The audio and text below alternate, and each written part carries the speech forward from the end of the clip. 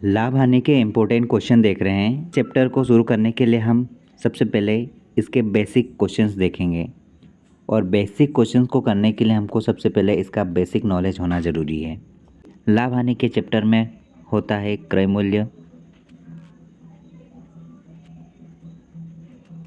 एक होता है विक्रय मूल्य,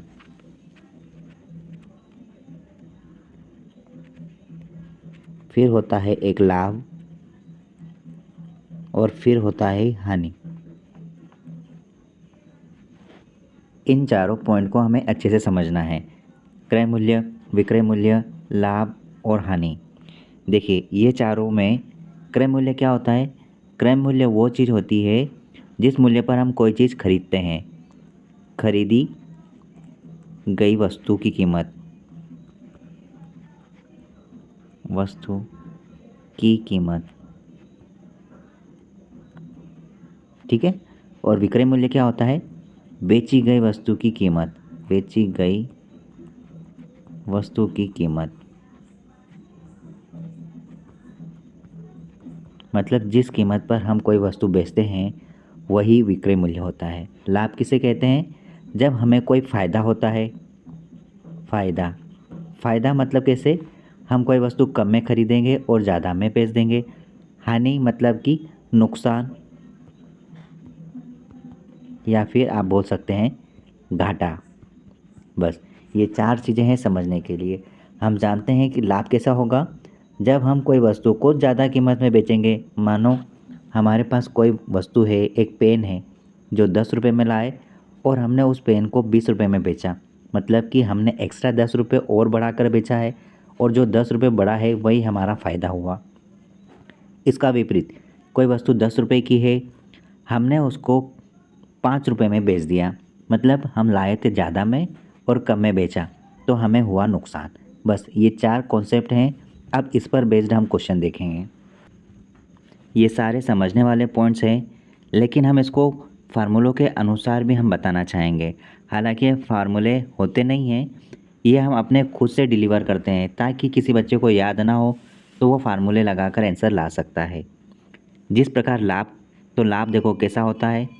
हमने लिखा ये लाभ। अब लाभ कब होता है? जब कोई वस्तु कम में खरीदी। यहाँ पर लिखेंगे कम में खरीदी, कम में खरीदी। और क्या होगा? ज़्यादा में बेच दी जाती है, ठीक है। ज़्यादा में बेच दी जाती है, ज़्यादा में बेचना, ठीक है। ये होता है लाभ। हानि क्या होता है? हानि का मतलब है घाटा। और हानि कब होगी? जब कोई वस्तु ज़्यादा में खरीदी जाती है, ज़्यादा में खरीदी और कम में बेची, कम में बेची जाती है या फिर कम में बेचना, तब हमें यहाँ पर हानि होती है। एक एग्ज़ाम्पल देखेंगे। यदि मैं कोई 50 रुपये की चॉकलेट लाया हूँ, ठीक है, मतलब चॉकलेट लाए हैं तो क्या किया आपने? आपने किया एक क्रय, ठीक है। और मैंने उस चॉकलेट को 72 रुपये में बेचा, मतलब बेचना किसको बोलते हैं? विक्रय को। अब बताओ ये लाभ हुआ या हानि हुआ? यहाँ पर लाभ हुआ है। कैसे पता किया? क्योंकि हम यहाँ पर कम में लाए हैं और ज़्यादा में बेचा है। मतलब कितने में बेचा है? हमने 72 में। मतलब फ़ायदा कितने का हुआ है? लाभ हमें हुआ है यहाँ पर 72 रुपये में बेचा, मतलब कि हमें यहाँ पर 22 रुपये का लाभ हुआ है, ठीक है। कंडीशन नंबर 2, यदि मैं कोई चीज़ 40 रुपये में लाता हूँ, मतलब कि क्रय की, और बेचा मैंने कितने में? उसको मैंने 27 रुपये में बेचा, मतलब कि विक्रय किया। आप बताओ लाभ की हानि? यहाँ पर हुई है हमें हानि। हानि कैसे बताइए? हानि इस प्रकार कि हम यहाँ पर लाए हैं कितने में? 40 रुपये में, और बेची कितने में? यहाँ पर 27 रुपये में। अर्थात हम ज़्यादा में लाए और कम में बेच दी, मतलब कितने रुपए का यहाँ पर नुकसान हो गया? हमें यहाँ पर 13 रुपये का नुकसान हुआ, 13 रुपये का। इस प्रकार आप लाभ और हानि की गणना रुपए में कर सकते हैं, ठीक है। एक और अगला पॉइंट देखते हैं।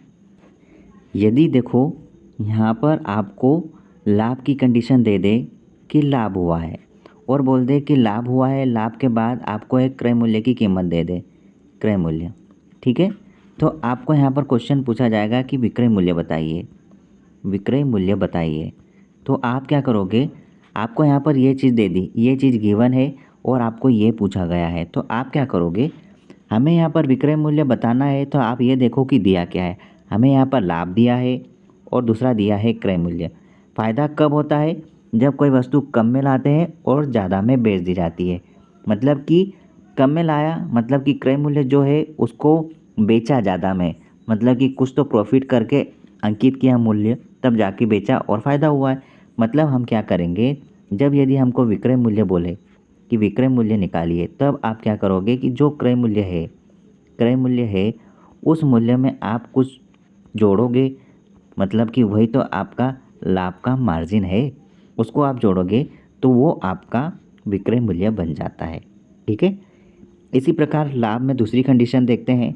यदि यहाँ पर हुआ है लाभ हुआ और आपको विक्रय मूल्य दे दी गया है और आपको पूछा गया है यहाँ पे कि क्रय मूल्य बताइए, तो आप बता सकते हैं, बिल्कुल आप बता सकते हैं। कैसे, क्योंकि हमें यहाँ पर जब लाभ और विक्रय मूल्य दे दिया तो हम क्रय मूल्य आसानी से निकाल सकते हैं, क्योंकि क्रय मूल्य जो रहेगा, ये क्रय मूल्य कैसा निकलेगा, हमने कोई चीज़ कम में खरीदी और ज़्यादा में बेच दी, मतलब कि ज़्यादा में जो चीज़ बेची है वो हमारा विक्रय मूल्य है।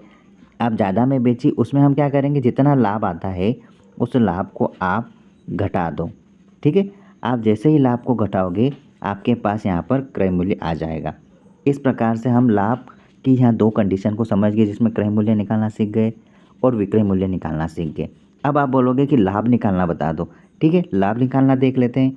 यहाँ पर यदि आपको क्रय मूल्य भी दे दिया, क्रय मूल्य दे दिया और विक्रय मूल्य भी दे दिया, ठीक है, क्रय मूल्य भी दे दिया, विक्रय मूल्य भी दे दिया, आपको बोलेंगे यहाँ पर कि लाभ बताइए। तो लाभ कैसे निकालते हैं, ये तो हमने पता कर ही लिया। लाभ कब होता है, जब यहाँ पर हम कम में खरीदते हैं और ज़्यादा में बेचते हैं। ठीक है, जब हम यहाँ पर कम में खरीदते हैं और ज़्यादा में बेचते हैं, यहाँ पर हमको दिया है क्रय मूल्य और विक्रय मूल्य, तब हम यहाँ पर लाभ निकालेंगे। तो यहाँ पर देखो, आप यहाँ पर लिखेंगे कि लाभ आपको किस प्रकार हुआ। लाभ बराबर आप लिखोगे, ज़्यादा में जो बेचा है उसमें आप वहाँ पर क्रय मूल्य की कीमत को घटा दोगे, उस प्रकार से आपका लाभ निकल जाएगा। ठीक है, ये सारे पॉइंट्स आप ध्यान में रखना, तभी आपका ये चैप्टर पूरी तरह से कंप्लीट होगा। अब इस प्रकार हम हानि का कॉन्सेप्ट देख लेते हैं। जैसे देखिए, आपको अगर हानि दे दिया जाए और हानि के साथ बोल दिया जाए कि क्रय मूल्य की कीमत भी इतनी है, ठीक है, और बोले कि आपको विक्रय मूल्य निकालना है, तो आप कैसे निकालोगे विक्रय मूल्य। आपको विक्रय मूल्य निकालने के लिए इसका कॉन्सेप्ट को समझना पड़ेगा कि हानि कब हुई। हानि तभी होती है जब कम में खरीदा और उससे भी ज़्यादा कम में बेच दिया। मतलब कि आपने एक प्रॉपर वैल्यू में चीज़ को खरीदी और उस वैल्यू में, जिस वैल्यू में आपने ख़रीदा है, उस वैल्यू से भी कम वैल्यू में आपने उस चीज़ को बेच दिया है। मतलब मानो फॉर एग्ज़ाम्पल आप 10 रुपये में कोई चीज़ लाए, ठीक है, आपने उस चीज़ को 2 रुपये में ही बेचना पड़ा, मतलब कि घाटा हुआ ना। ये है क्रय मूल्य और ये है विक्रय मूल्य। यहाँ पर आपने ज़्यादा में खरीदी और कम में बेच दी। इसी प्रकार यहाँ पर हानि निकलती है। आप यहाँ पर हानि किस प्रकार निकालोगे, और इस कंडीशन में यहाँ पर विक्रय मूल्य कैसे निकलेगा, आप लिखोगे विक्रय मूल्य बराबर, विक्रय मूल्य कैसे, यहाँ पर जो क्रय मूल्य है, क्रय मूल्य की जो कीमत है उसमें आप हानि को घटाओगे। घटाने से क्या होगा, घटाने से जो कीमत आएगी वो क्रय मूल्य से और ज़्यादा कम में आएगी ना, तभी तो विक्रय मूल्य निकलेगा। इस प्रकार आप यहाँ पर विक्रय मूल्य कीमत निकाल सकते हैं। अगला पॉइंट देखो, यहाँ पर हम क्या बोलेंगे, यदि आपको हानि फिर से दे दिया जाए और आपको बोले कि विक्रय मूल्य की कीमत भी ये है, ठीक है, और क्वेश्चन में पूछ दे कि बताइए कि इसका क्रय मूल्य क्या होगा। पहले हमने विक्रय मूल्य निकाला, अब यहाँ पर क्रय मूल्य पूछ लिया, तब आप क्या करोगे, आप यहाँ फिर से बोलोगे कि क्रय मूल्य निकालने के लिए आपको क्या करना पड़ेगा, जो एक क्रय मूल्य है उसको निकालने के लिए आपको यहाँ पर हानि की कंडीशन है, तो क्या होगा, जो विक्रय मूल्य है उसमें आप प्लस करोगे हानि, क्योंकि आपने जितने बेचा वो तो है कम कीमत, तो यहाँ पर हानि की कंडीशन में आप उसको यहाँ पर जोड़ दोगे। बस ये आपका क्रय मूल्य निकला। ठीक है, एक और कंडीशन जिसमें आप देखोगे कि हानि यहाँ किस प्रकार निकाली जाती है। यदि आपको बोल दे कि क्रय मूल्य यहाँ पर दिया गया है और विक्रय मूल्य भी यहाँ पर दिया गया है, बताइए यहाँ पर हानि कितने रुपए की हुई है। तो आपको यहाँ पर ऐसी कंडीशन में हानि निकालना है। आप क्या करोगे, हानि कब निकलती है, जब आप कोई चीज़ लाए और उसको कम कीमत में बेच दी, ठीक है। मतलब कि हानि तभी संभव है जब आप यहाँ पर हानि निकालते समय जो आप विक्रय मूल्य कर रहे हैं, यह हानि कैसे निकलेगी, आपने जितने में खरीदी है उस कीमत में बेची गई वस्तु की कीमत को आप घटाओगे तो आपको उस हानि का पता चलेगा। क्योंकि हानि तभी होती है जब आप कोई चीज़ लाए और उसको और भी कम कीमत पर बेची, वही आपकी हानि है। ये आपके लिए बस इम्पोर्टेंट कॉन्सेप्ट है, इसको आपको समझना बहुत ज़रूरी है, ठीक है। अब हम सारे क्वेश्चन करेंगे। यदि हमने ये सारे कॉन्सेप्ट नहीं समझे तो हमारे लिए ये चैप्टर को पढ़ना बहुत ही मुश्किल हो जाएगा। इसलिए आप इसको बार बार समझें और एज्यूम करें कि किस प्रकार फ़ायदा होता है, किस प्रकार नुकसान होता है। अब आपको ये फार्मूले रटने की ज़रूरत नहीं है, मैं आपको डायरेक्ट इमेजिन के तौर पर ये सारे क्वेश्चन सॉल्व करवाऊँगा। देखो, मैं एक कॉन्सेप्ट और बताना चाहूँगा कि हम यहाँ पर अपने क्वेश्चन में क्या क्या यूज़ करेंगे। ये जो क्रय मूल्य लिखा है, इस क्रय मूल्य को आप कभी भी क्रय मूल्य ना लिखें अपने एग्ज़ाम में, आप इसको डायरेक्ट क्या लिखोगे, इसको आप सीपी लिखोगे, जिससे हमारा समय भी बचेगा और हम स्पीड से क्वेश्चन कर सकेंगे। और विक्रय मूल्य है उसको आप एसपी लिखोगे। सीपी का मतलब होता है कॉस्ट प्राइस, जिसका हिंदी मतलब होता है क्रय मूल्य। और विक्रय मूल्य का शॉर्टकट जो हमने लिखा है एसपी, उसका फुल फॉर्म होता है सेलिंग प्राइस, ठीक है। और हानि को आप लॉस कहोगे, ठीक है। और प्रॉफिट को आप क्या बोलते हैं, लाभ बोलते हैं। ये आपको ध्यान रखना है क्योंकि अब यही सब कुछ चलेगा हमारे सारे क्वेश्चंस में। देखो यहाँ क्या बोला है कि क्रय मूल्य कितना दिया है, यहाँ पर सीपी हमको दिया है 12.65 रुपये, ठीक है। ये है हमारा सीपी। और एसपी कितना बोला है, एसपी हमको बोला है 12.53 रुपये, ठीक है। हमको बताना है हानि। हानि कब होती है भाई साहब, जब हम कोई चीज़ लाते हैं और उसको उस कीमत से भी कम कीमत में बेच देते हैं तो नुकसान हुआ ना।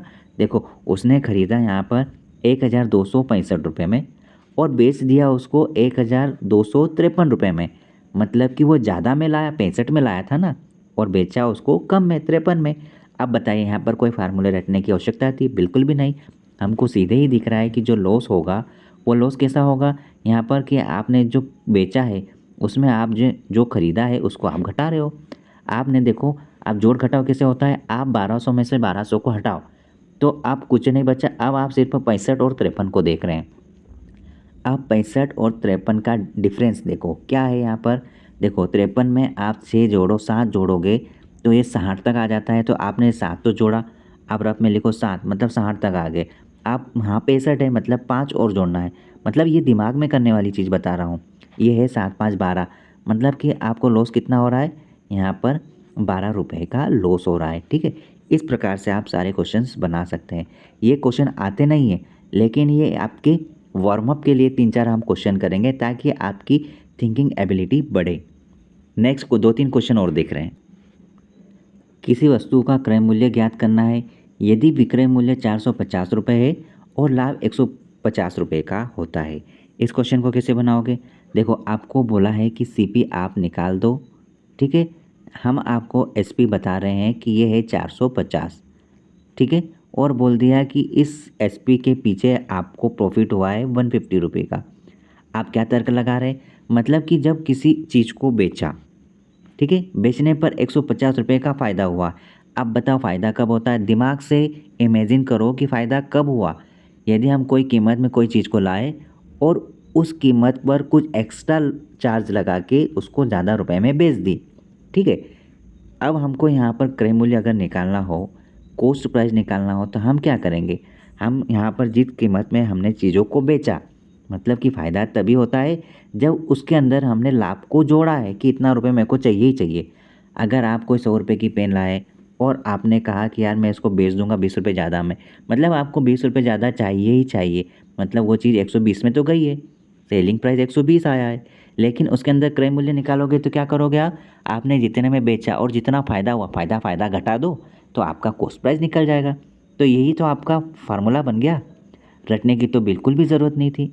आप क्या करोगे, 450 में आप 150 को घटा रहे हो, मतलब आप डायरेक्टली बता सकते हैं कि ये 300 रुपये इसका कॉस्ट प्राइस था। बस यही आपका कॉन्सेप्ट है। आपको क्या इसको याद करने की ज़रूरत थी क्या, बिल्कुल भी नहीं, आप अपने दिमाग से भी कर सकते हैं।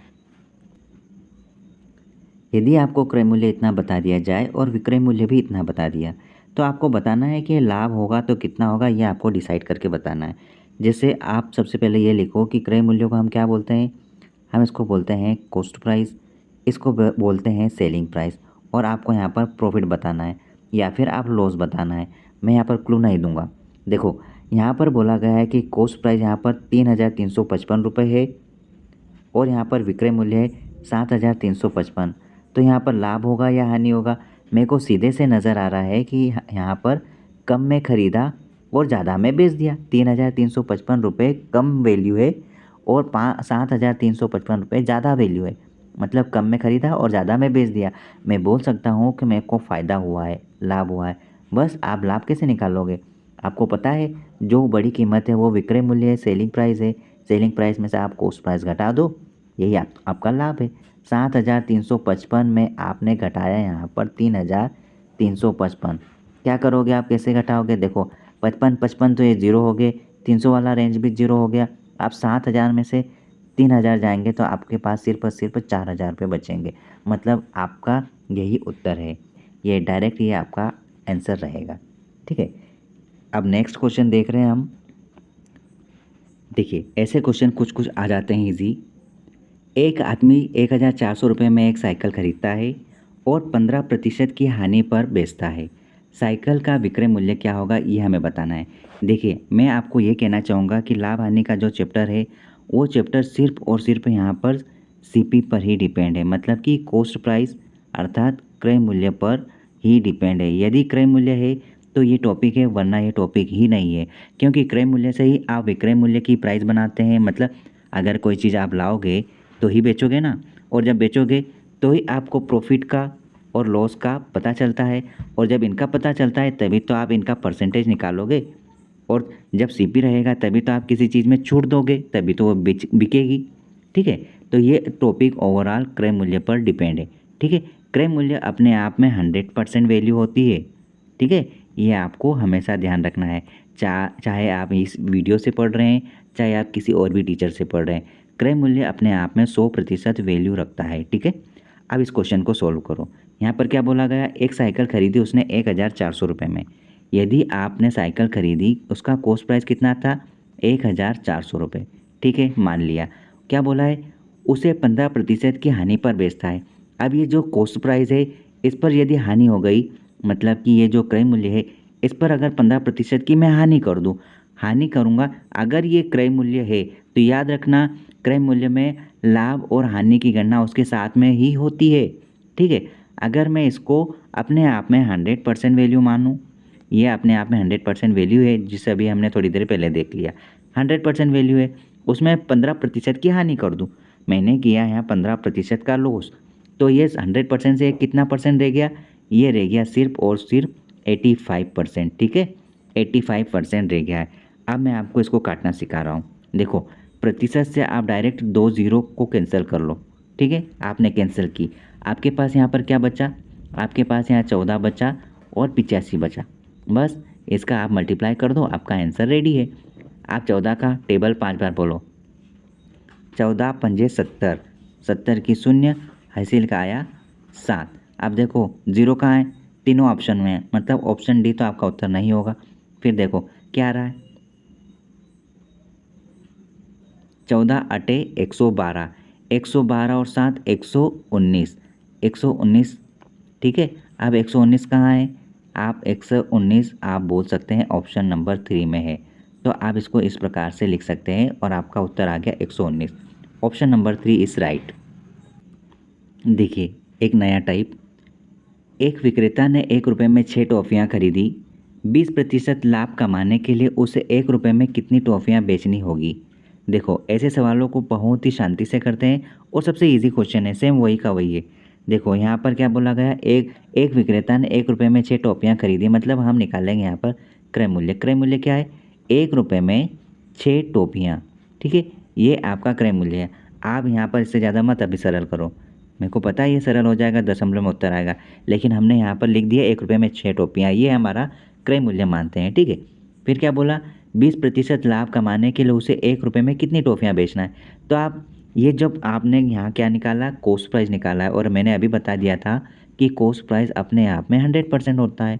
यहाँ पर बोले कि 20% लाभ कमाने के लिए। आप 20% लाभ कैसे कमाओगे, जब ये 100% वैल्यू है तो 20% इंक्रीज़ करोगे तो ये कितना हो जाएगा, 120%। और मैंने पहले ही बोल दिया कि कॉस्ट प्राइस पर लाभ और हानि की गणना ऊपर होती है, और इस प्रकार हमने यहाँ पर लिख दिया। अब यहाँ पर देखो, यहाँ पर आप अगर काटापीटी करते हैं तो क्या उत्तर आएगा। आपने यहाँ पर काटापीटी की, देखो 6 कम 6, 6 दूना 12 और 0 का 0, मतलब यहाँ पर क्या आ रहा है, अगले स्टेप में आ रहा है 1 रुपया गुणा में है 20%। ठीक है, हम 20% की वैल्यू जानते हैं क्या, बिल्कुल जानते हैं। 20% होता है यहाँ पर 1/5। आप 1/5 लिखो। अब ये 1/5 कहाँ से आया सर, ये आया इस प्रकार से। यहाँ देखो कोने में नीचे की ओर आपने 20/100 करा, 20% को खोला। ठीक है, 0 से 0 गया, 2 एकम 2, 2 पंजे 10, मतलब कि यहाँ पर उत्तर 5 नहीं है, 1/5 है। अंश में 1 और हर में 5, इस प्रकार से आप इसको कर सकते हैं। ठीक, अब यहाँ पर क्या उत्तर आ रहा है, 1 और 1 का आपने यहाँ पर किया गुणा, यहाँ पर आ गया 1/5। अब एक ऊपर हमने क्या लिखा था, यहाँ देखो, एक हमने रुपए लिखा था, आप लिखो रुपए, और आपका उत्तर है यदि आप 1 रुपये में 5 टोपियाँ क्या करोगे, बेचोगे, तो आपको 20% का फ़ायदा होगा। ठीक है, option number 3 is correct answer. 17 गेंदों को 720 रुपये में बेचने पर 5 गेंदों के क्रय मूल्य के बराबर हानि होती है। एक गेंद का क्रय मूल्य क्या है, ये आपको यहाँ पर बताना है। जो बोला गया उसको ध्यान रखो, और जो पूछा गया उसे आप निकालने की कोशिश करो। बोला यहाँ पर यह गया है कि 17 गेंदों का यहाँ पर विक्रय मूल्य, 17 गेंद जो है उसका एसपी, क्या बोला है, उसका एसपी यहाँ पर 5 जो गेंद है उसके सीपी के हानि के, इसके लॉस के बराबर है। इसका जो भी लॉस रहेगा उसके बराबर है। ठीक है, मतलब आप ये बोल सकते हैं यहाँ पर आपने कुल टोटल 17 गेंदें बेची। ठीक है, जिसमें जो 5 गेंद है उसके कॉस्ट प्राइस के बराबर नुकसान हो गया। मतलब ये बोल सकते हैं हम कि आपने सिर्फ और सिर्फ सेलिंग प्राइस में आपको 12 गेंद ही बेची, जिसमें 5 गेंद का तो नुकसान हो गया।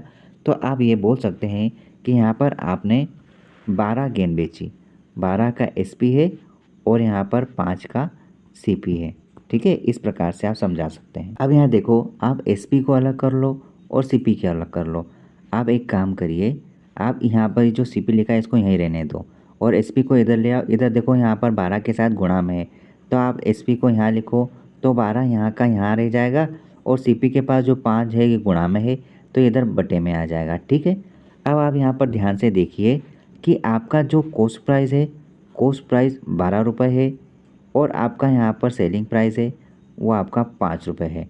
तो यहाँ पर आपको लाभ हुआ या नुकसान हुआ, ये बताइए। आपको नुकसान हो गया है।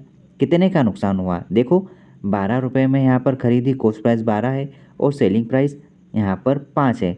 नुकसान कितने का हुआ, अब देखो यहाँ पर नुकसान 7 का हुआ।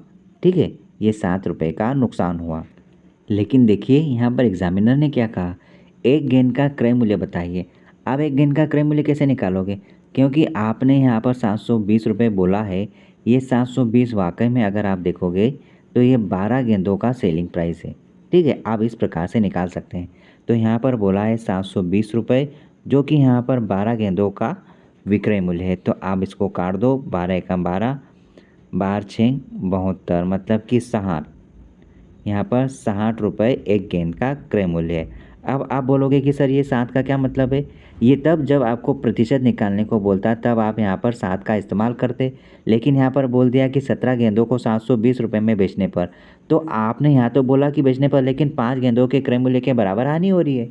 तो आपने टोटल 5 को, आपने जो लॉस था उसको आप हटा दो, तो 17 में से 5 गए, 12 ही बचे हैं, मतलब कि 12 गेंद बची है। बस इस हिसाब से आपको इस कॉन्सेप्ट को ध्यान में रख के सोल्व करना है।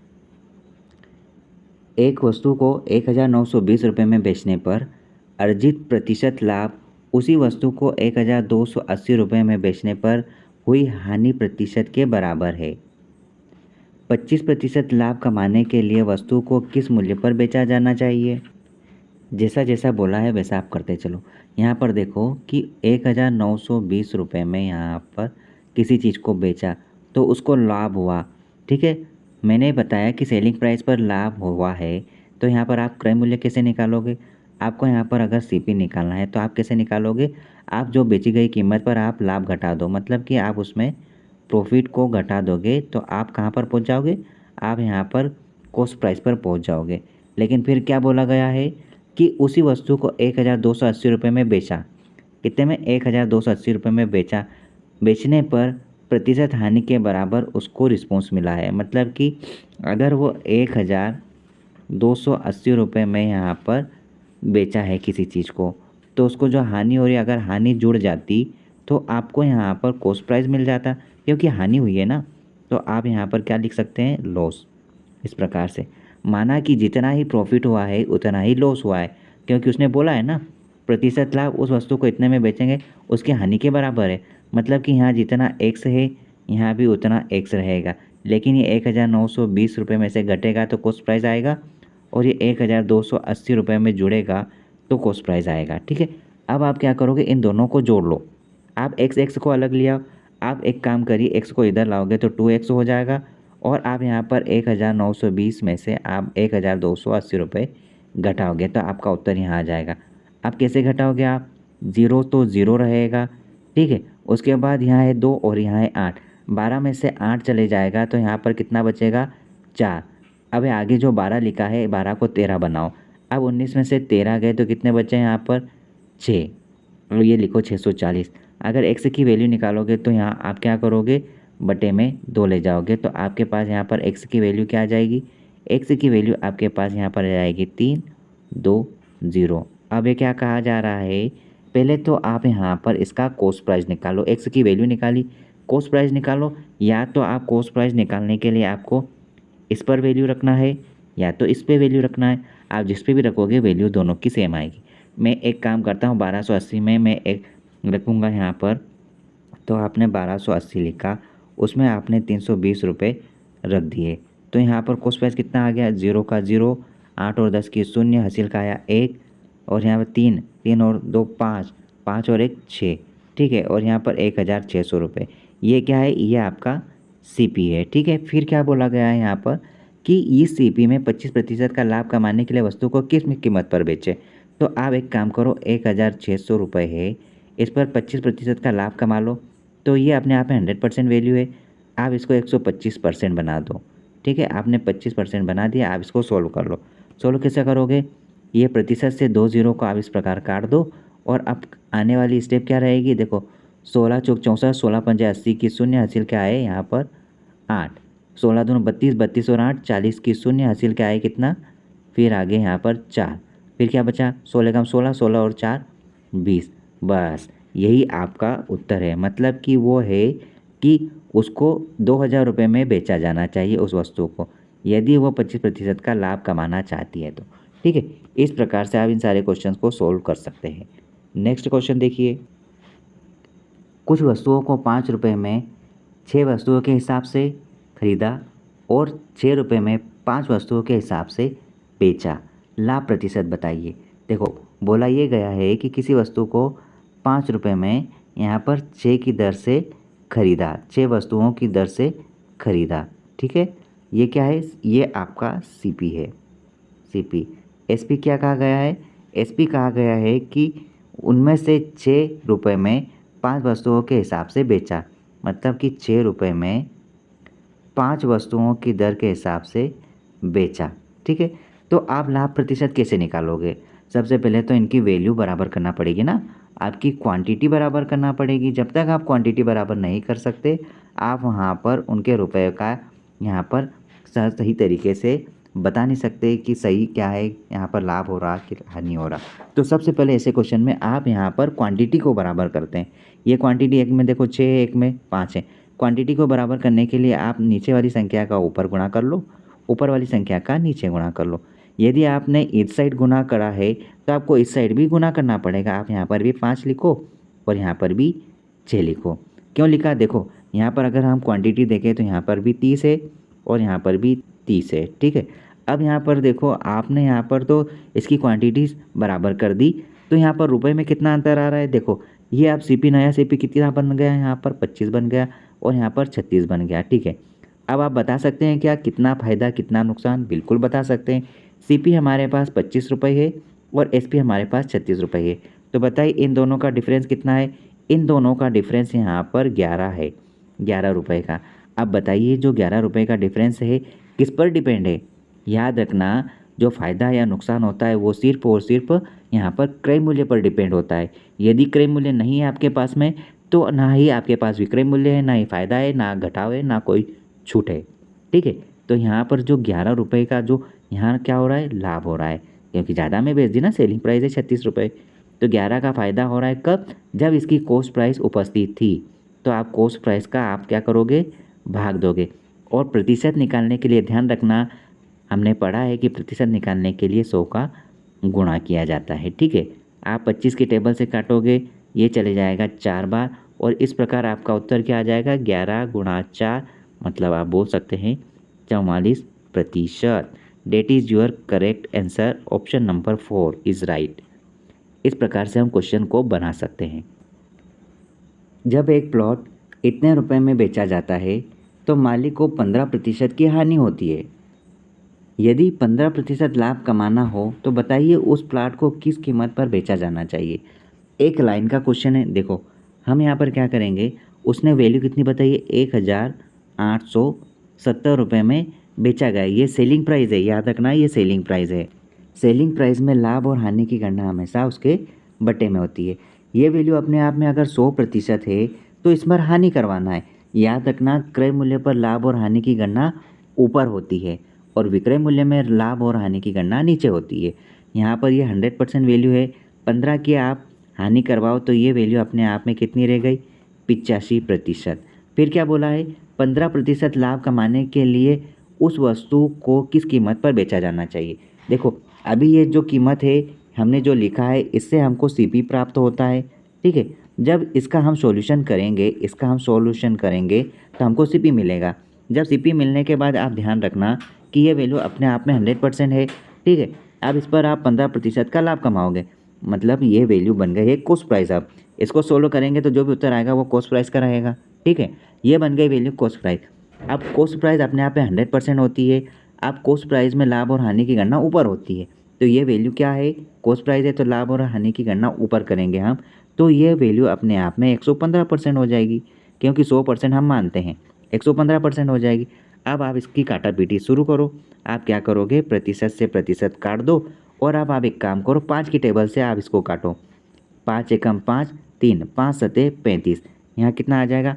5 दूना 10 और ये कितना बन गया? 15। तो 5 दिया 15। अब क्या ये 17 की टेबल से जा रहा है? हो सकता है 4। यहाँ पर आप काटो, 17 एकम 17 और ये कटेगा 17 एकम 17, 1 बचा 17 बन गया।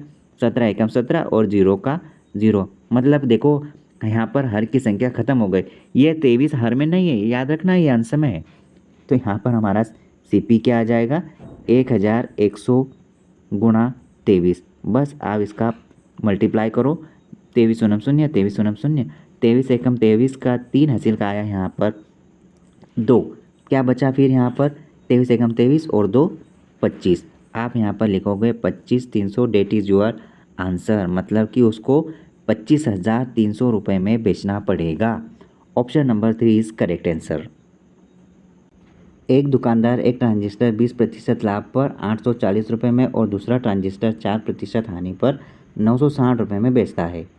उसका कुल लाभ या हानि प्रतिशत बताइए। जैसा बोला गया वैसा आप करते चलो। यहाँ पर बोला गया है कि 840 रुपये में यदि वो क्या करेगा? बेचेगा, तो 20% का लाभ। जैसे कि 840 रुपये यहाँ पर बेचा तो 20% का लाभ, मतलब ये बेच रहा ना, सेलिंग प्राइस है ना, तो सेलिंग प्राइस में लाभ हानि की गणना उसके बटे में होगी। तो ये अपने आप में 100% वैल्यू है, 20% का लाभ आप लिख दो 120%। ठीक है, फिर यहाँ पर क्या बोला गया है कि दूसरा ट्रांजिस्टर, ये है पहला, दूसरा ट्रांजिस्टर बोल रहा है यहाँ पर कि 4% हानि पर 960 रुपये में बेचा, तो 960 रुपये में बेचा, जो कि अपने आप में 100% है। आप इसको क्या करोगे? 4% लॉस करवाओगे तो कितना जाएगा ये? यहाँ पर ये चले जाएगा 96%। आप इसको पहले सरल करो। आप यहाँ पर सरल करोगे तो क्या बनेगा? आपको क्या करना है? इसको सरल करना है। आप एक काम करो, यहाँ पर आप 0 से 0 को काटो। ठीक है, अब क्या? 12 एकम 12, 12 सते 84, ऊपर क्या बचा? 7 और नीचे प्रतिशत रह गया, मतलब कि यहाँ ऐसा आएगा 1/प्रतिशत, यह हटेगा तो ऊपर चले जाएगा 100। तो आप यहाँ पर 100 इस प्रकार कर सकते हैं। यहाँ पर बचा 100 रुपये। अब यहाँ पर देखो, आप यहाँ पर 96 से काटो कितनी बार, ये 10 बार चले जाएगा। अब यहाँ पर क्या बचा 100 और नीचे बचा 1, और यहाँ पर 96/100 लिखा जाता है, प्रतिशत नहीं हटाया। यहाँ पर अगर मैं प्रतिशत लिख देता तो ऊपर चले जाता। आप यहाँ पर 100 का गुणा भी करोगे तो आपके पास यहाँ पर कितना है, 1000 रुपये है। ठीक है। अब ये क्या बोल रहा है, कुल लाभ या हानि का प्रतिशत। अब यहाँ पर जो 840 है, पहले इन्होंने 840 रुपये में लाभ किया, ठीक है। उसके बाद यहाँ पर हानि किया 960 का, कुल कितना हो गया देखो, 0 6 4 10 की 0 हासिल का 1 9 1 10 और 1 1800। ठीक है। और हमारे पास कितना आया देखो, और 1000, आप ये समझ सकते हैं कि ये है टोटल 1700। अब इसका है 1800 और हमारे पास कवर हुआ 1700, मतलब कि कितने की हानि हो गई, 100 की हानि हो गई। किस पर हो गई, जब इसका क्रय मूल्य निकला। इसका मूल्य क्या निकला है यहाँ पर 1700। बस आप 1700 का भाग दे दो और प्रतिशत निकालने के लिए आप 100% का गुणा कर दो। 0 से 0 गया इस प्रकार से, और 17 का अगर पहाड़ा बोलो कितनी बार जाएगा, 17 चौक 68, 17 पंजे 85, 17 छः 102, 17 पंजे 85, मतलब कि 5 बार तो जाएगा, और 85 मतलब कि 15 बच रहा है। ठीक है। यहाँ पर 15 बच रहा है, मतलब 17 से कम है तो दशमलव लगाओ, 150 बनाओ, 17 8 136। आप दशमलव में भी ला सकते हैं, या तो आप एक काम करो, आप क्या करोगे, यहाँ उत्तर आएगा आपका 17 8 136, तो 5.8% क्या हुआ, इसका नुकसान हुआ। अब आप देख सकते हैं इसका आंसर कौन सा होगा, आपको यहाँ पर सोल्व करना है। इस प्रकार से हम लाभ और हानि के क्वेश्चन को कवर अप कर सकते हैं, बशर्ते आपको बेसिक कॉन्सेप्ट ध्यान होना चाहिए। ठीक है। All the best. लाभ और हानि के इस वीडियो में हर एक टाइप का क्वेश्चन कवर होगा। कोशिश रहेगी कि इस वीडियो के बाहर आपको अन्य कहीं से भी पढ़ने की आवश्यकता नहीं होगी। टाइप बाय टाइप सारे क्वेश्चन कवर करने की कोशिश रहेगी। पहला क्वेश्चन है, एक आदमी 250 रुपये में एक वस्तु खरीदता है तथा 300 रुपये में बेच देता है। व्यक्ति का लाभ प्रतिशत ज्ञात कीजिए। देखो, किसी भी क्वेश्चन को सोल्व करने से पहले हमें ये देखना ज़रूरी है कि क्वेश्चन में दिया क्या है और निकालना क्या है। आप पहले ये लिखो कि दिया क्या है। यहाँ पर हमें दिया है एक वस्तु का कॉस्ट प्राइस, यहाँ पर कॉस्ट प्राइस है 250 रुपये, और सेलिंग प्राइस यहाँ पर दिया है 300 रुपये, एसपी जो कि 300 रुपये है, मतलब कि खरीदा 250 रुपये में और बेचा 300 रुपये में। तो सबसे पहले आप सीपी और एसपी का रेशियो लो। आप लिखो सीपी और एसपी।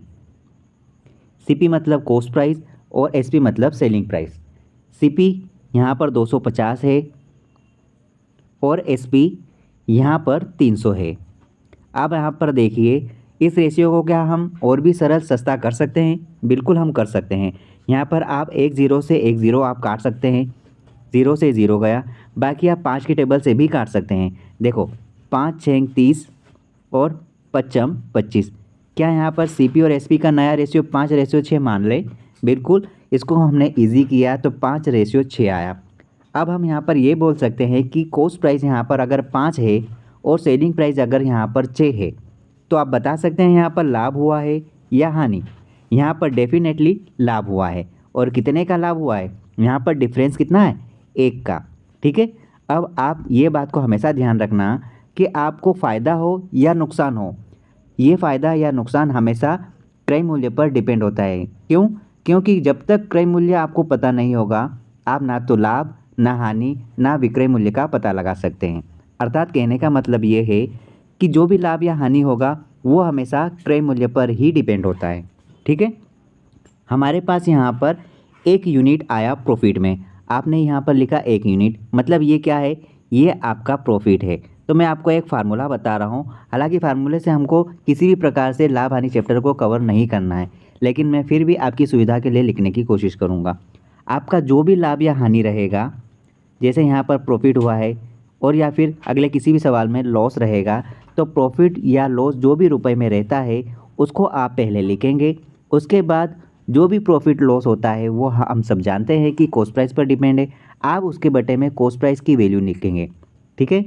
अब ये जो हमारा आंसर आएगा इसको हमें प्रतिशत में लाना है, तो हम 100 का मल्टीप्लाई करेंगे।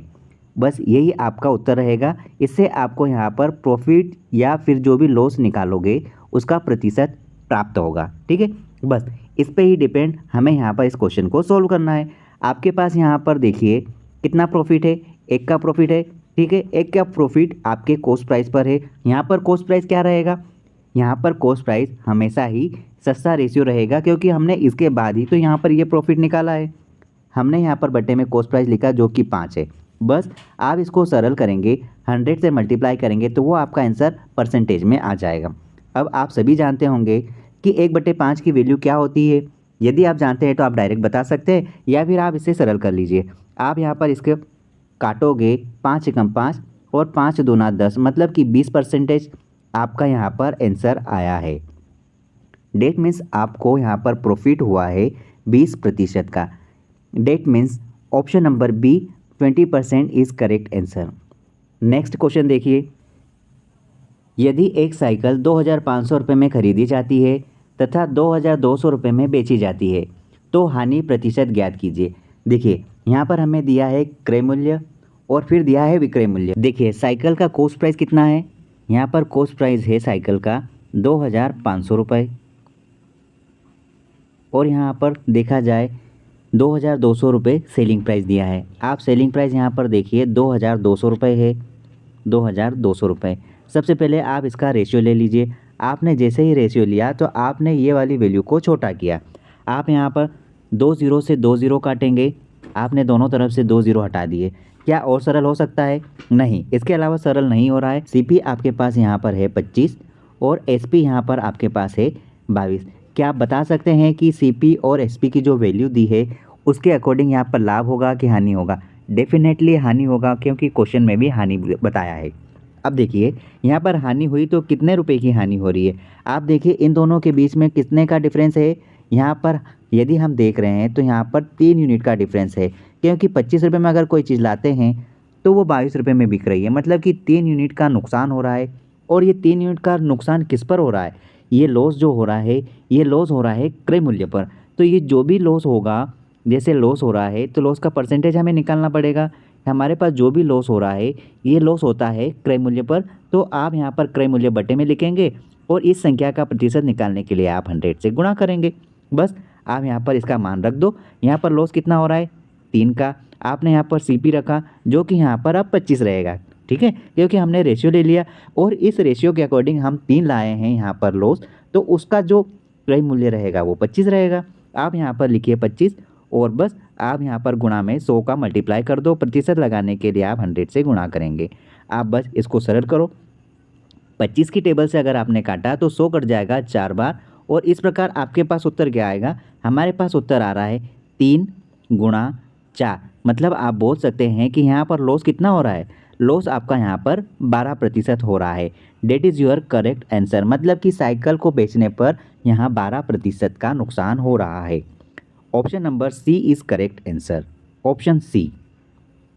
एक व्यक्ति के द्वारा एक घड़ी 1610 रुपये में बेचकर 8% की हानि उठाता है। यदि 10% का लाभ प्राप्त करना हो तो उस लिए एक व्यक्ति के द्वारा एक घड़ी 1610 रुपये में बेचकर 8% का नुकसान होता है। 10% का लाभ प्राप्त करने के लिए उस व्यक्ति को वह घड़ी कितने रुपए में बेचनी चाहिए, आपको ये निकालना है। आप इस टाइप को किस प्रकार कवर करेंगे? देखिए हमें दिया क्या है? हमें दिया है उस घड़ी का सेलिंग प्राइस। यहाँ पर सेलिंग प्राइस कितना है? आप लिखिए सेलिंग प्राइस हमारे पास है 1610 रुपये। ठीक है, इस सेलिंग प्राइस पर अगर बेचता है तो घड़ी जो भी है उस घड़ी का लॉस कितना हो रहा है? हमारे पास घड़ी का लॉस परसेंटेज है 8%।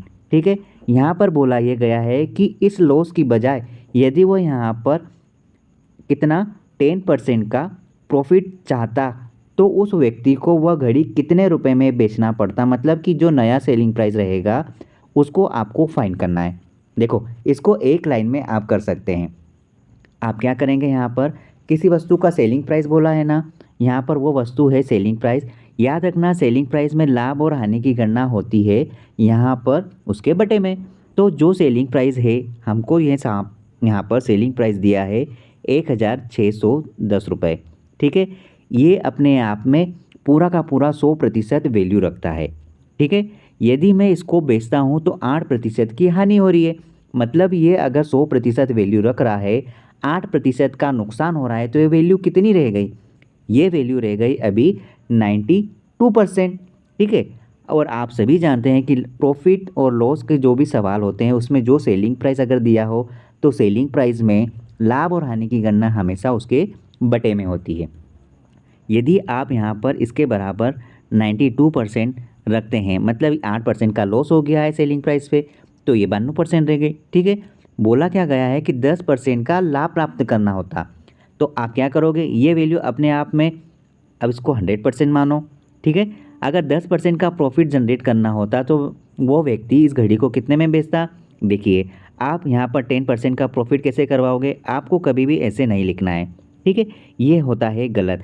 तो आपको यहाँ पर लिखना है 100% इस वैल्यू को मानकर। आप यहाँ पर लिखोगे 110%, क्योंकि 100% में 10 की वृद्धि हो गई, तो आपको यहाँ पर 110% मिलेगा। बस आप इसे सोल्व कर दो। आप यहाँ पर प्रतिशत से प्रतिशत काटो, और कुछ कट सकता है? आप एक काम करिए, 2 की टेबल से धीरे धीरे काटना चालू करो।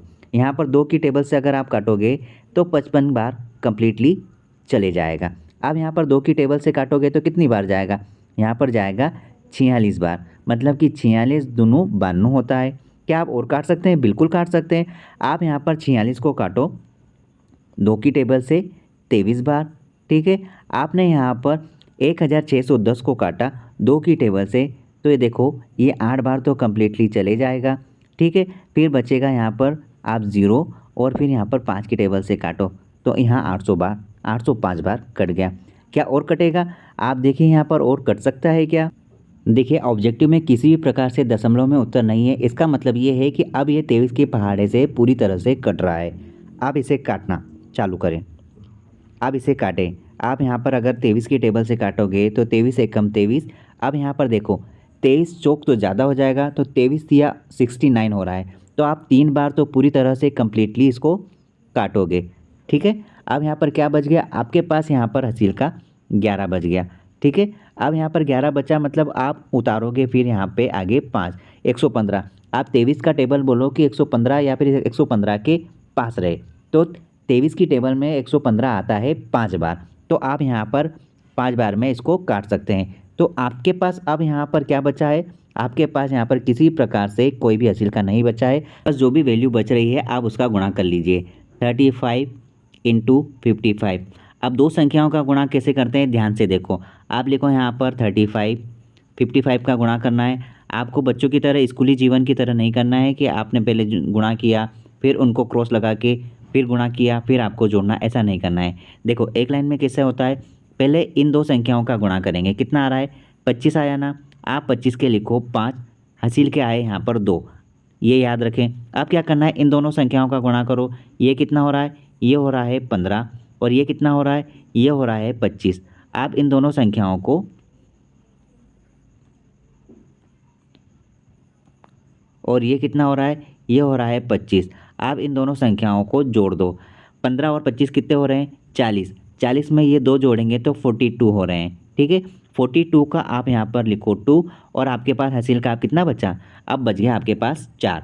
अब आप इन दोनों वैल्यू का गुणा करो। 5 या 15, 15 और 4 कितने हो रहे हैं? 19। मतलब कि आपका उत्तर क्या आ रहा है? 1925। That is your correct answer, option number D. ये वैल्यू है आपके यहाँ पर सेलिंग प्राइस घड़ी की। Option number D is correct answer. Mohan 5,000 रुपये में एक स्कूटर खरीदता है तथा इसकी मरम्मत पर 1,000 रुपये खर्च करता है। यदि वह स्कूटर को 7,200 रुपये में बेचता है तो उसका लाभ प्रतिशत क्या है वो हमें ज्ञात करना है। क्वेश्चन में आप, इट इज़ वेरी क्लियर कि क्वेश्चन में दिया क्या है और निकालना क्या है। देखिए स्कूटर का कॉस्ट प्राइस कितना है? स्कूटर का कॉस्ट प्राइस यहाँ पर है 5,000 रुपये, ठीक है। और आपको यहाँ पर सेलिंग प्राइस कितना दिया है? आपको सेलिंग प्राइस यहाँ पर दिया है 7,200 रुपये, ये आपको दिया है। लेकिन एक लाइन और बोली गई है, और वो लाइन ये है कि स्कूटर की मरम्मत यहाँ पर 1,000 रुपये करवाने में खर्च हुई है। तो आप बता सकते हैं ये मरम्मत शुल्क का हम करेंगे क्या?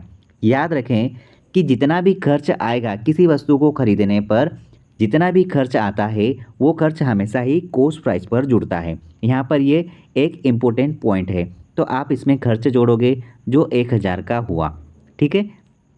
आप बता सकते हैं नया कॉस्ट प्राइस क्या होगा। तो आपका यहाँ पर नया कॉस्ट प्राइस होगा, नया सीपी होगा 6000 रुपये, ठीक है। ये आपका नया सीपी रहेगा। आपको सीपी अब ये वाला मानना है। अब यहाँ पर हम क्या करेंगे, हम कॉस्ट प्राइस और सेलिंग प्राइस दोनों का डिफरेंस ले लेंगे। आपका यहाँ पर कॉस्ट प्राइस और सेलिंग प्राइस का जो डिफरेंस है वो कुछ इस प्रकार है। कॉस्ट प्राइस आपका अब हो गया 6000 रुपये और सेलिंग प्राइस हो गया 7200 रुपये। क्या इस वैल्यू को और भी सरल किया जा सकता है? बिल्कुल। आप यहाँ पर इसको सरल कर लीजिए।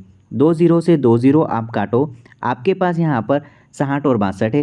क्या ये किसी एक पहाड़े में आते हैं दो संख्याएं? बिल्कुल। 12 की टेबल से काट दो। यहाँ पर देखो 12 पंजे 60 और ये कट जाएगा 12 छेंग 72। मतलब कि आपका जो रेशियो है, अब ये रेशियो आपका आ गया 5:6।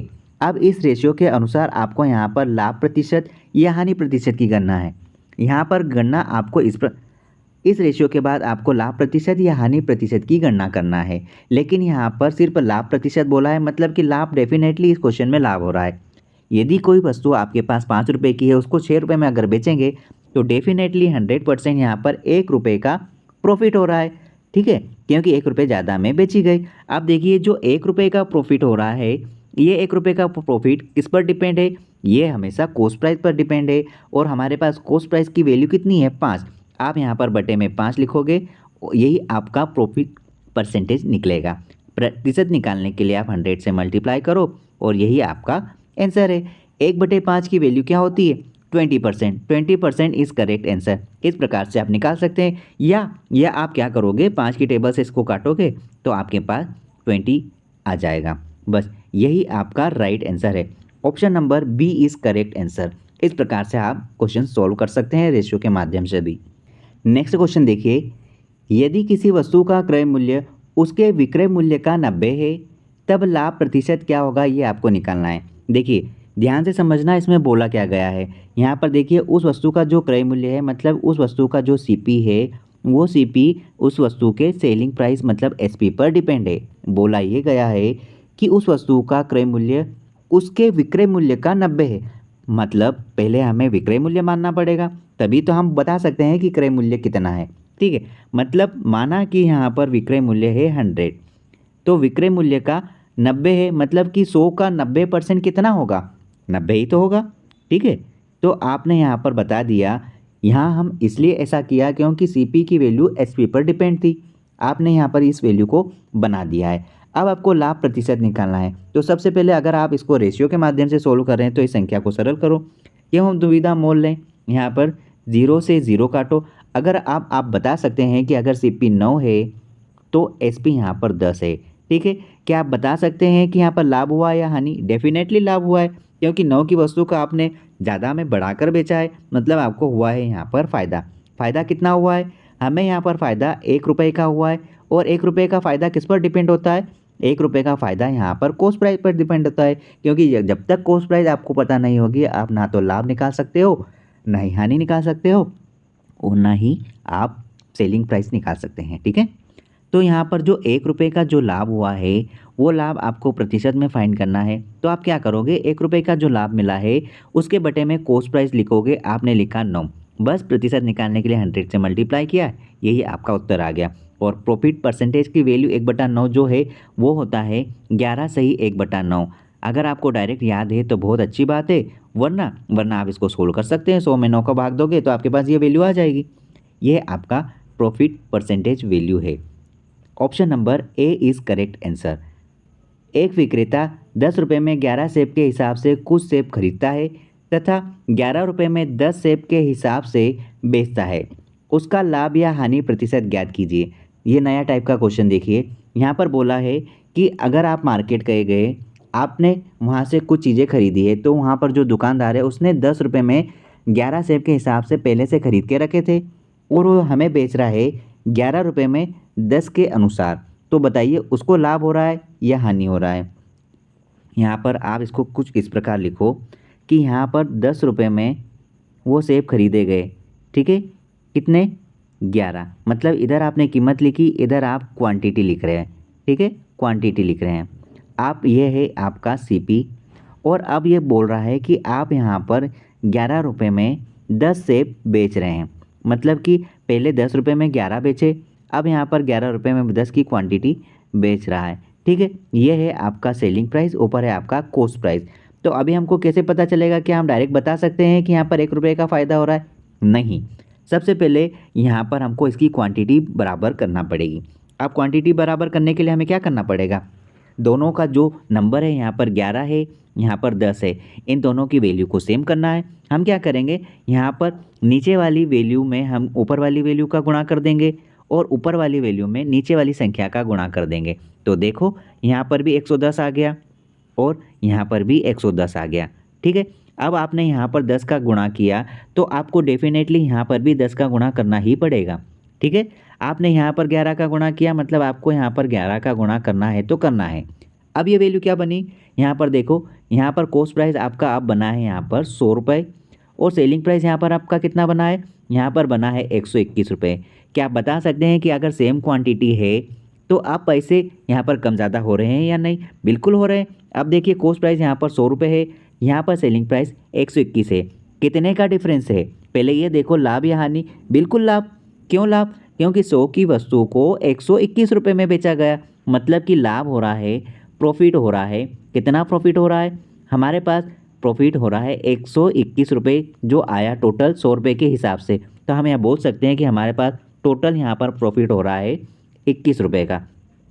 अब यहाँ पर हमें क्या करना है कि ये जो 21 रुपये का प्रॉफिट हुआ है, ये प्रॉफिट किस पर डिपेंड होता है? ये प्रॉफिट हमेशा ही क्रय मूल्य पर डिपेंड होता है, क्योंकि हमने पिछले सवालों में ऐसा ही देखा है। जब ये अगर रुपये है, आपको इसका प्रतिशत निकालना है, तो हम क्या करेंगे? प्रतिशत निकालने के लिए जो भी वैल्यू रहती है, इस वैल्यू में कॉस्ट प्राइस का डिवाइड करेंगे। कॉस्ट प्राइस आपने यहाँ पर लिखी। अब यहाँ पर देखिए, आप 100 से मल्टीप्लाई करेंगे तो आपको यहाँ पर परसेंटेज वैल्यू मिल जाएगा। आप 100 से 100 काटोगे तो आपके पास डायरेक्ट क्या बचेगा? आपके पास 21% बचेगा और यही आपका उत्तर हो, मतलब कि आपको 21% का फ़ायदा हुआ है, ठीक है। ये है आपका option number B. B is correct answer. Same question है, एक विक्रेता 5 रुपये में 4 पेन के हिसाब से कुछ पेन खरीद रहा है तथा 4 रुपये में 5 पेन के हिसाब से बेचता है। उसका लाभ या हानि प्रतिशत आपको ज्ञात करना है। देखो, ऐसे तो उसने बता दिया कि 5 रुपये में ख़रीदा और 4 रुपये में बेच रहा है, लेकिन आपको क्वांटिटी भी तो देखना है कि 4 पेन उसने खरीदी है और यहाँ पर 5 पेन दे रहा है, मतलब कि आपको यहाँ पर रुपये भी दिया है, क्वांटिटी भी दिया है, उसके अनुसार आपको बताना है कि लाभ हुआ या हानि हुआ दुकानदार को। देखो, फिर से हम इसको समझेंगे। यहाँ पर आपको दिया है कॉस्ट प्राइस, जो कि यहाँ पर है उस पेन को 5 रुपये में अगर ख़रीदा, एक तरफ आपको रुपये लिखना है, एक तरफ आपको क्वांटिटी लिखना है। 5 रुपये में 4 पेन के हिसाब से ख़रीदा, ये है आपकी क्वांटिटी। आप यहाँ पर लिख सकते हैं क्वांटिटी इस प्रकार से, छोटा सा। अब यहाँ बोल रहा है कि 4 रुपये में 5 पेन के हिसाब से बेचता है, मतलब कि सेलिंग प्राइस कितनी बताई? यहाँ पर सेलिंग प्राइस बताई है कि 4 रुपये में 5 पेन के हिसाब से ये क्या कर रहा है? इस क्वांटिटी को बेच रहा है, ठीक है। अब सबसे पहले हम क्या करेंगे? यहाँ पर हमें इसकी क्वांटिटी बराबर करना पड़ेगी। तो हम क्या करते हैं, यहाँ पर हमें क्या करना है? नीचे वाली वैल्यू का गुणा ऊपर करना है, मतलब 5 का गुणा ऊपर करना है, और ऊपर वाली वैल्यू का गुणा नीचे करना है, मतलब कि हम 4 का गुणा करेंगे, ठीक है। यदि हमने 5 का गुणा यहाँ किया तो यहाँ पे भी हमें 5 का गुणा करना अनिवार्य है। यहाँ पर 4 का गुणा है, इसलिए हमें नीचे 4 का गुणा करना पड़ेगा। यहाँ पे आपको लिखने की कोई आवश्यकता नहीं, क्योंकि यहाँ पर दोनों क्वांटिटी सेम है। यहाँ पर भी 20 है और यहाँ पर भी 20 है, ठीक है। तो आप यहाँ पर भी देख लीजिए कि यहाँ पर क्या वैल्यू आ रही है। यहाँ पर कॉस्ट प्राइस आ रहा है 25 और यहाँ पर कॉस्ट प्राइस कितना आ रहा है? 16। मतलब आप बोल सकते हैं कि कॉस्ट प्राइस यहाँ पर है 25 और यहाँ पर सेलिंग प्राइस है 16। तो यहाँ पर फ़ायदा हो रहा है या नुकसान हो रहा है? अगर देखा जाए तो यहाँ पर हो रहा है नुकसान, क्योंकि 25 की चीज़ को आपने 16 में बेचा। इसका मतलब ये है कि यहाँ पर कितना नुकसान हो रहा है? यहाँ पर हो रहा है 9 रुपये का नुकसान। मतलब कि आपका जो भी लॉस रहेगा, वो लॉस यहाँ पर कितना आ रहा है? 9 रुपये का आ रहा है, ठीक है। क्योंकि 26 अगर 25 में 9 घटाएंगे तो 16 आ रहा है। अब ये लॉस आया है, लॉस का आपको परसेंटेज वैल्यू निकालना है, तो आप क्या करेंगे? आप इस 9 में क्रय मूल्य की वैल्यू को रखोगे। आप यहाँ पर क्रय मूल्य की वैल्यू कितनी है? क्रय मूल्य की वैल्यू हो गई 25। तो 9 में 25 का भाग देंगे और उसमें आप 100% का गुणा करेंगे। क्यों? क्योंकि प्रतिशत में वैल्यू लाना है। आप यहाँ पर 25 की टेबल से काट रहे हैं जो कि 4 बार जाएगा और आपका जो भी लॉस परसेंटेज रहेगा वो रहेगा 9 गुणा 4 मतलब कि कितना 9 चौक 36। मतलब आपका यहाँ पर नुकसान कितना है? आपका नुकसान यहाँ पर 36% का है। That is your correct answer. Option number D is right. एक वस्तु के क्रय मूल्य तथा विक्रय मूल्य का अनुपात 20:23 है तो लाभ प्रतिशत ज्ञात कीजिए। बस आपको यहाँ पर डायरेक्ट रेशियो दे दिया तो बस इसको निकालना तो बहुत ही ईजी हो गया। यहाँ पर कॉस्ट प्राइस और यहाँ पर सेलिंग प्राइस आपको दिया है 20:23। ठीक है, ये क्या संख्या और भी ईजी हो सकती है? नहीं, मतलब हम यहाँ पर डायरेक्ट यहाँ पर प्रॉफिट और लॉस का अनुमान लगा सकते हैं। कॉस्ट प्राइस है आपके पास 20 और सेलिंग प्राइस है आपके पास 23। फ़ायदा या नुकसान? फ़ायदा, क्योंकि 20 की चीज़ को आपने 23 में बेचा मतलब कि 3 का फ़ायदा हुआ है। 3 का फ़ायदा किस पर डिपेंड होता है? कॉस्ट प्राइस पर डिपेंड होता है। बस कॉस्ट प्राइस की वैल्यू आप नीचे यहाँ पर लिखिए। आपने जैसे ही ये वैल्यू यहाँ पर लिखी, आप यहाँ पर 100 का मल्टीप्लाई करेंगे। क्यों? क्योंकि आपको यहाँ पर फ़ायदे का प्रतिशत निकालना है, प्रॉफिट का परसेंटेज वैल्यू निकालना है, तो आप 100 से मल्टीप्लाई करेंगे तभी वो वैल्यू परसेंटेज में निकलेगी। आप इसको काटो, 20 की टेबल से इसको काटेंगे अगर तो ये 5 बार में आपके पास यहाँ पर क्या आया? हमारे पास यहाँ पर आ रहा है 3 गुणा 5%, मतलब कि आप बोल सकते हैं कि 15% का फ़ायदा हुआ है इस काम में। ऑप्शन नंबर बी हमारा सही उत्तर है। एक विक्रेता 15% की हानि पर एक वस्तु बेचता है। यदि विक्रय मूल्य 200 रुपये बढ़ा दिया जाए तो 5% का लाभ होता है। वस्तु का क्रय मूल्य क्या है ये आपको निकालना है। देखिए ये एक नया टाइप है, इसको आपको ध्यान से समझना है। पहले ये देखो कि दिया क्या है और निकालना क्या है। आपको बोला है कि कोई वस्तु बेची, ठीक है, तो 15% का नुकसान हुआ। पहले लॉस हुआ है कितने का? 15% का लॉस हुआ है। और फिर बोला है कि यदि विक्रय मूल्य मतलब कि सेलिंग प्राइस में 20% मतलब 200 रुपये इंक्रीज़ किया जाए तो यहाँ पर 5% का लाभ होता, मतलब कि प्रॉफिट जनरेट होता। कब? जब यहाँ पर 20 अर्थात 200 रुपये का फ़ायदा हो, मतलब बढ़ा दिया जाता, तो यहाँ पर 5% का लाभ होता। ये क्वेश्चन की लैंग्वेज है। अब यहाँ पर हमें कॉस्ट प्राइस निकालना है, सीपी की वैल्यू हमें फाइंड करना है। अब देखो, बनाने का सबसे आसान तरीका, सबसे छोटा तरीका, माना कि कोई भी वस्तु होगी वो अपने आप में 100% कीमत रखती है ना? रखती है ना? हाँ। अब देखिए, इस वस्तु को जब बेचा गया तो ये अपने आप में 15% का नुकसान उठा रही है। यदि इसको बेचेंगे तो 15% का लॉस होगा और वो लॉस है यहाँ पर 15% का। अगर 100% में से 15% घट जाएगा तो अब वैल्यू कितनी बचेगी? हमारे पास यहाँ पर वैल्यू बचेगी 85%। ठीक है। अब बोल रहा है कि यदि 200 रुपये अधिक बढ़ा दिया जाता, यदि इसमें 200 रुपये अधिक बढ़ाते, इस वैल्यू में मैं 200 रुपये ज़्यादा बढ़ा दूँ, ठीक है, हमने 200 रुपये ज़्यादा बढ़ाए तो हम यहाँ पर देखेंगे कि 5% का ज़्यादा फ़ायदा हुआ है। ठीक है, तो फ़ायदा होने के लिए आप यहाँ पर 100% में 5% का फ़ायदा करवाइए। आपने जैसे ही यहाँ पर प्रॉफिट करवाया 5% का, तो आपको देखो, आप यहाँ पर 100 में 5 जोड़ोगे तो आप यहाँ पर हो जाओगे 105% तक। ठीक है, अब आप यहाँ पर बता सकते हैं क्या? पहले 85% था, अब सीधे हो गया 105%। मतलब कि ओवरऑल अगर हम देखें तो यहाँ पर डिफरेंस कितना आया? यहाँ पर डिफरेंस आ गया हमारे पास 20% का, क्योंकि 85 और 105 में डिफरेंस है 20% का। ठीक है, तो क्या हम ये बोल सकते हैं कि ये जो 20% का डिफरेंस है ये हमको यहाँ पर पहले ही पैसे में दे दिया है, क्योंकि 200 रुपये का तो यहाँ पर बढ़ाया गया है। तो यहाँ पर हम ये बोल सकते हैं कि ये जो 200 रुपये की जो वैल्यू है, यहाँ पर 200 रुपये की जो वैल्यू है, ये वैल्यू यहाँ 20% के बराबर है। ठीक है, हमको यहाँ पर क्या निकालना है? वस्तु का क्रय मूल्य, जो कि हमने 100% माना ना, तो आप 100% का मल्टीप्लाई कर दीजिए। आप यहाँ पर प्रतिशत लिखो, आप यहाँ पर भी 20% लिखो। ठीक है, बस इसको आप सरल करो। आप यहाँ पर 20 से काटोगे 100 को, जो कि 5 बार पूरी तरह से चले जाएगा।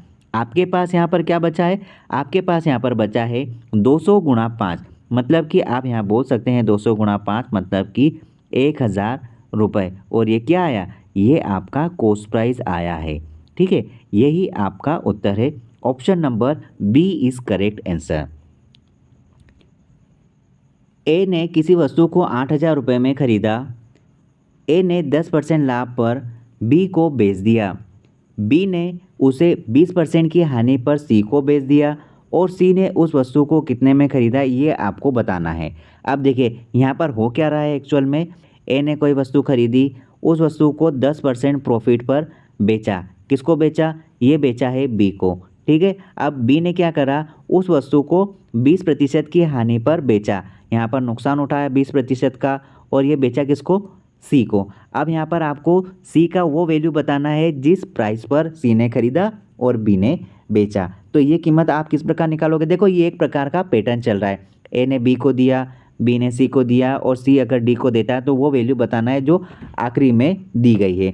यहाँ पर ऐसे क्वेश्चन में हमें क्या करना है, यहाँ पर देखिए यहाँ पर कोई वस्तु 8,000 रुपये में ए ने खरीदी है, ए ने खरीदी उस वस्तु को 8,000 रुपये में, ठीक है। ए ने यहाँ पर 8,000 रुपये में उस वस्तु को खरीदी, कुछ समय के बाद ए ने 10% का लाभ उठाया। जब लाभ उठाया ए ने तो यहाँ पर ये वैल्यू अपने आप में 100% थी।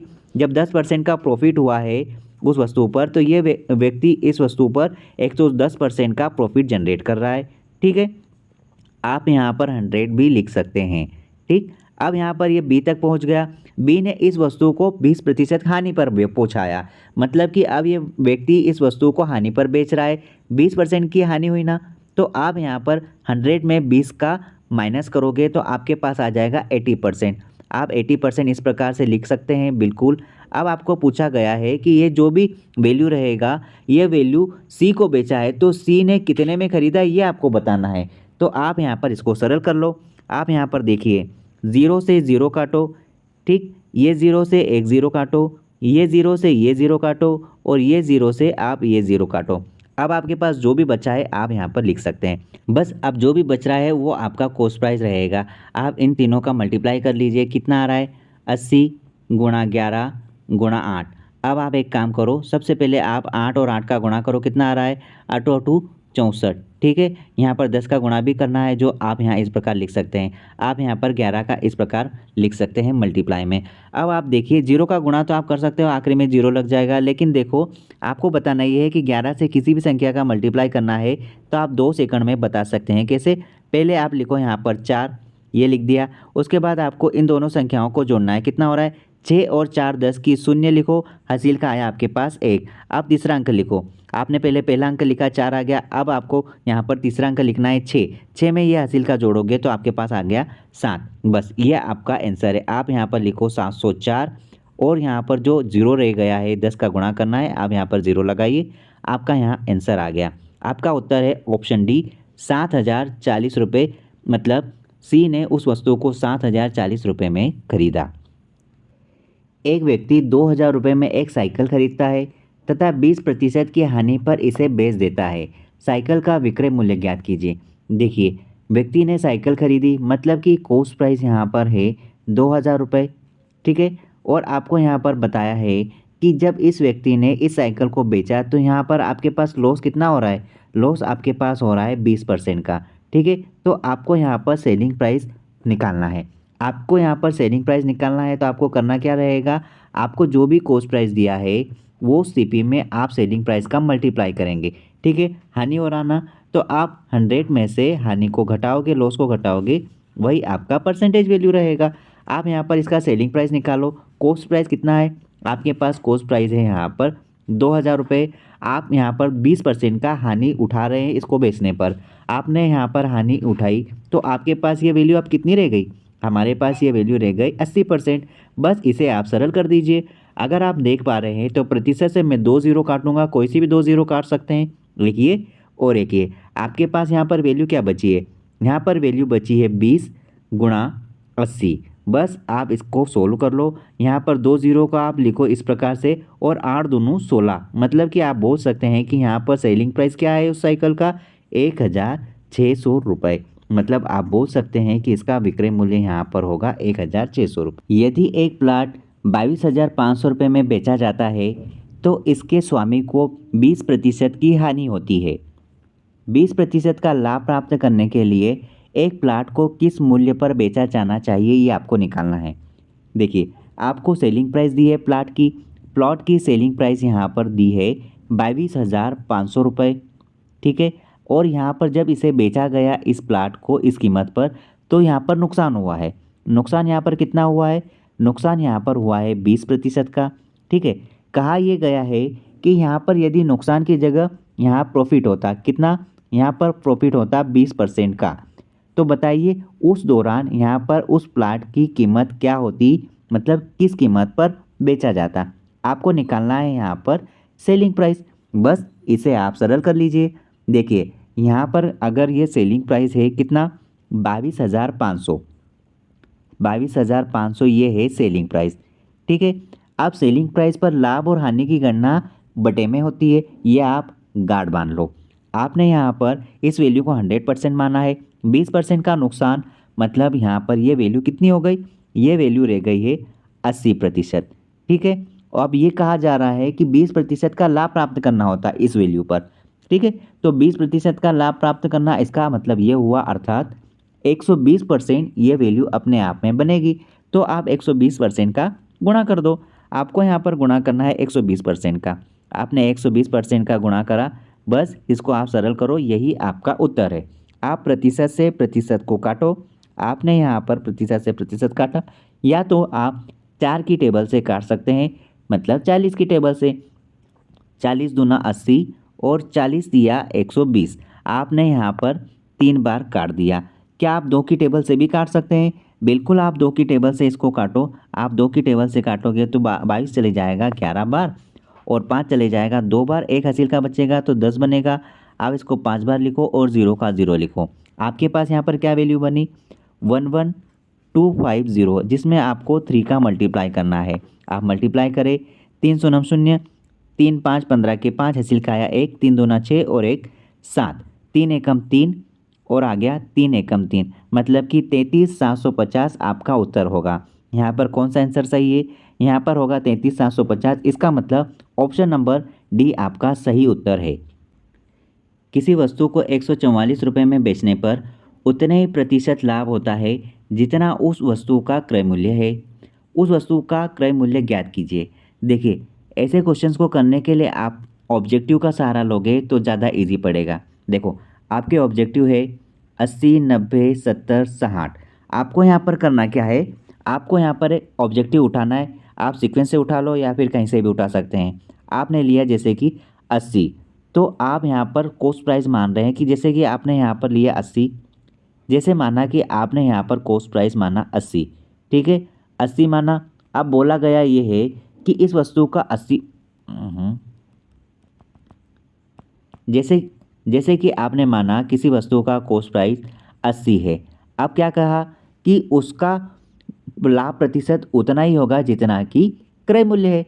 तो आप यहाँ पर प्रॉफिट देखिए, प्रॉफिट परसेंटेज कितना, उतना ही जितना कि क्रय मूल्य है। तो 80 है तो इसका भी 80% मानिए। तो आप एक काम करिए, इस सीपी का 80% आप निकालिए।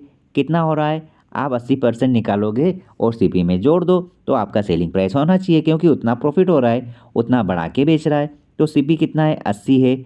आप इसमें 80 में 80 का प्रॉफिट निकालो, या तो आप ये करोगे, उसके बाद आप सीपी में ये वाली वैल्यू ऐड कर दोगे, या तो फिर आप एक काम करिए, सीधे से आप क्या कर सकते हैं, ये जो 80 है ना कॉस्ट प्राइस, इसमें 80% का प्रॉफिट हो रहा है, तो सीधे सीधे आप इस वैल्यू को 100% मानो और इसको 180% कर दो। बस आपका उत्तर आना चाहिए। आप प्रतिशत से 2 जीरो इस प्रकार काटो और 18 गुणा 8, मतलब 18 अटे कितने हो रहे हैं, 144। मतलब कि ये वाली वैल्यू हमारे क्वेश्चन के अनुसार वेरीफाई हो रहा है, क्योंकि इतने में बिक रही है, और यही तो हमारी सेलिंग प्राइस हमने निकाली। और इस प्रकार हम बोल सकते हैं कि ऑप्शन नंबर ए हमारा सही उत्तर है, क्योंकि 80 आपने माना, जो कि हमारे एग्ज़ाम के अनुसार या फिर क्वेश्चन के अनुसार वेरी कर रहा है। एक वस्तु को 240 रुपये में बेचने पर प्राप्त होने वाला लाभ उसी वस्तु को 320 रुपये में बेचने पर होने वाले हानि के बराबर है। तो उस वस्तु का क्रय मूल्य ज्ञात कीजिए। देखिए, यहाँ पर क्या कहा गया है कि किसी वस्तु को बेचा कितने में, उस वस्तु को यहाँ पर बेचा है 240 रुपये में। ठीक है, और क्या कहा कि इस पर जो भी प्रॉफिट हो रहा है, वो प्रॉफिट जब उस वस्तु को 320 रुपये में बेचा जाता है, तो 320 रुपये में जो हानि होती है, यहाँ पर हो रही है हानि, तो यहाँ पर लॉस हुआ है।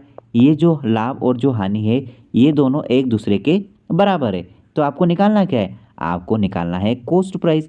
बस यही आपको समझना है, क्योंकि ये नया टाइप है। देखो, आपको क्या करना है, आपको या तो मैं शॉर्ट मेथड समझा दूँ या तो आपको पहले इसका डिस्क्रिप्शन दूँ।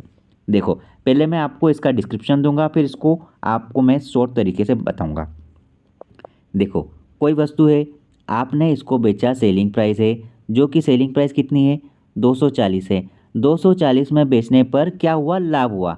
तो पहले लाभ हटा दो तो हम क्रय मूल्य तक पहुंच जाएंगे। आप यहाँ से सेलिंग प्राइस में से लाभ को हटा दो, प्रॉफिट आपने हटाया, तो आप कहाँ पहुँच गए, आप पहुँच गए यहाँ पर इसके कॉस्ट प्राइस तक पहुँच गए, क्रय मूल्य तक पहुँच गए। ठीक है। अब दूसरी बात यहाँ क्या बोल रहा है कि उसी वस्तु को यदि 320 रुपये में आप बेचते, 320 रुपये में अगर आप बेचते, ये है सेलिंग प्राइस। अगर 320 रुपये में बेचा तो होने वाली जो भी हानि है, हानि के बराबर है।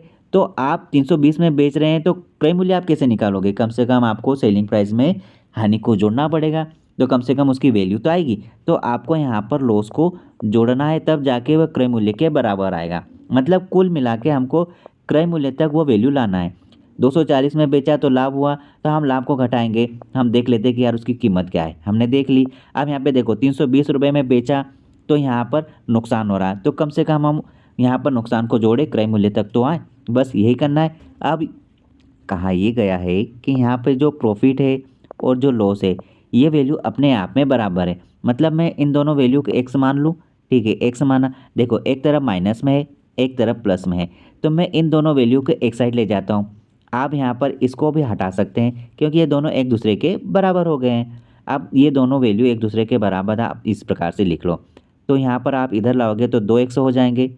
ठीक है, और इधर अगर आप ले गए तो यहाँ पर देखो, यहाँ 320 उधर चले जाएगा, तो 240 प्लस 320 कितने हो रहे हैं, यहाँ 320 हो रहे हैं, यहाँ पर 60, तो ये हो गए 2x के बराबर है, और 60 हो गए तो ये हो गए 560।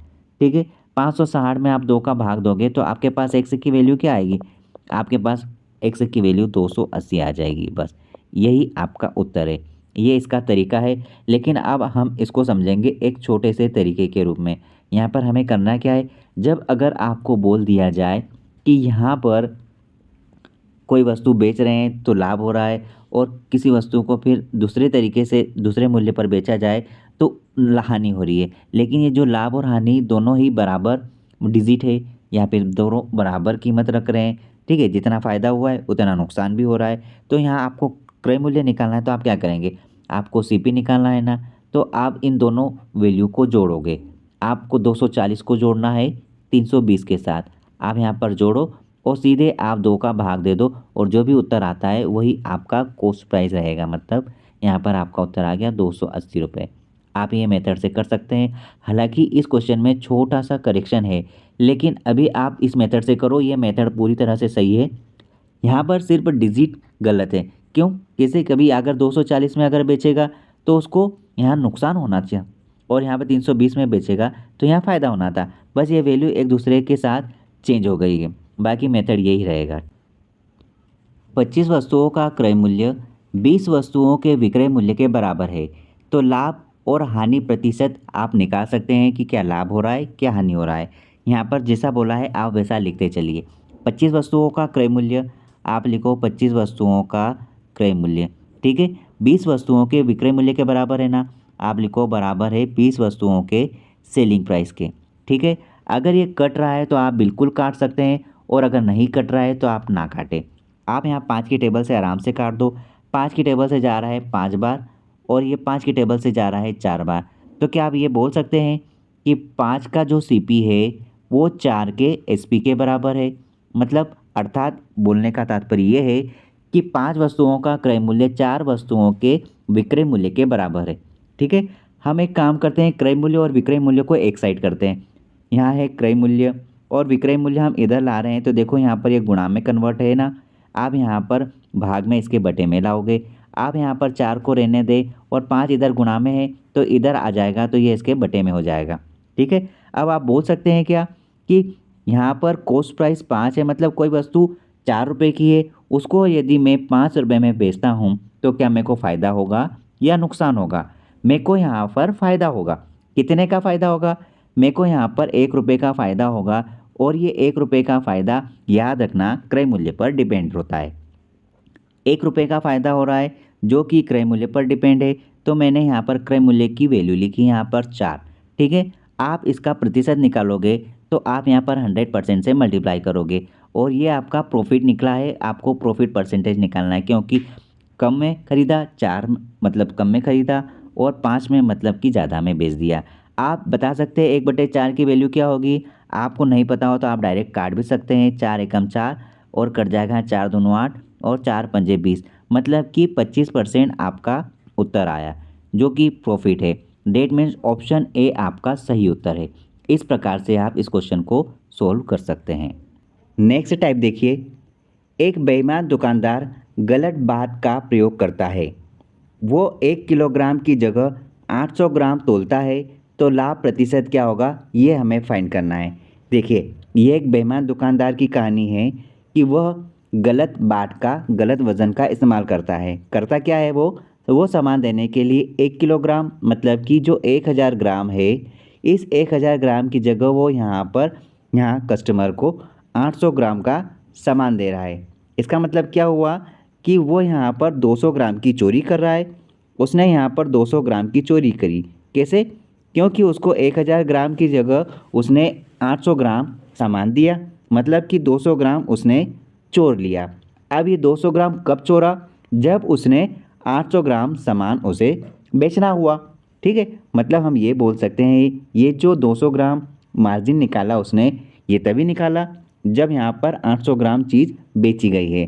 अर्थात कहने का मतलब ये है कि ये जो 200 ग्राम है, ये 200 ग्राम 800 ग्राम पर डिपेंड है, क्योंकि 800 ग्राम वैल्यू बिकी तभी तो 200 ग्राम का मुनाफा उसने कमा लिया। ठीक है, अब आपको इसका प्रतिशत निकालने के लिए आपको यहाँ 100 से मल्टीप्लाई करना है। बस ये आपका उत्तर आ गया। और ये क्या है? ये आपका दुकानदार का मतलब प्रॉफिट परसेंटेज वैल्यू है। 200 की टेबल से ये चले जाएगा 4 बार और 4 की टेबल से ये चले जाएगा 25 बार। तो आप बोल सकते हैं कि यहाँ पर दुकानदार ने 25% की ठगी करी है।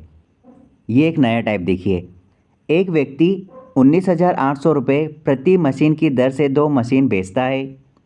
पहली मशीन पर उसे 10% लाभ होता है तथा दूसरी मशीन पर उसे 10% की हानि होती है। तो इस पूरे लेन देन में उसका लाभ या हानि प्रतिशत ज्ञात करना है। यहाँ पर क्या बोला है कि कोई वस्तु है, ये वस्तु यहाँ पर 19,800 रुपये प्रति मशीन की दर से बेच रहा है। आप यहाँ पर लिखिए जो भी सेलिंग प्राइस है, वो सेलिंग प्राइस ये है कि हर मशीन का कीमत 19,800 रुपये बेचा गया है। ठीक है, पहली मशीन पर पहली मशीन को आपने बेचा, मतलब पहली वस्तु को अगर बेचेंगे तो उसको 10% का प्रॉफिट हो रहा है। ठीक है, और दूसरी मशीन को अगर वो बेचता है तो दूसरी मशीन को यहाँ पर 10% का लॉस हो रहा है।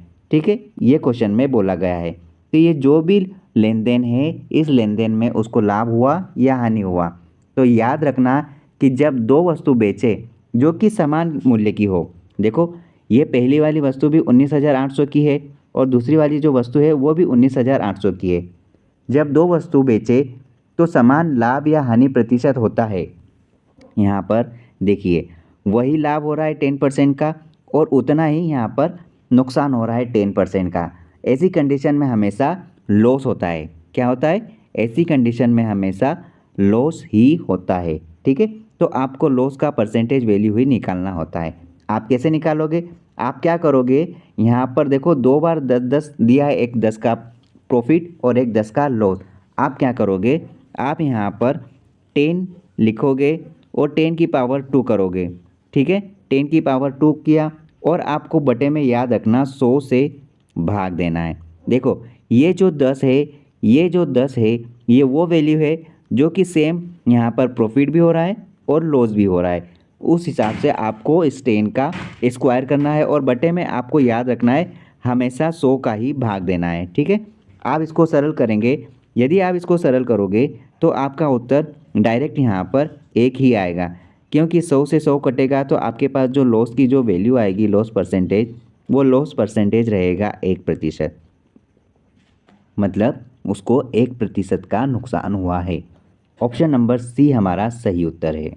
गलत बाट का उपयोग करके एक दुकानदार खरीदते समय 10% का लाभ कमाता है तथा बेचते समय भी 10% का लाभ कमाता है। तो उसके प्रतिशत लाभ में कितनी वृद्धि होती है ये आपको निकालना है।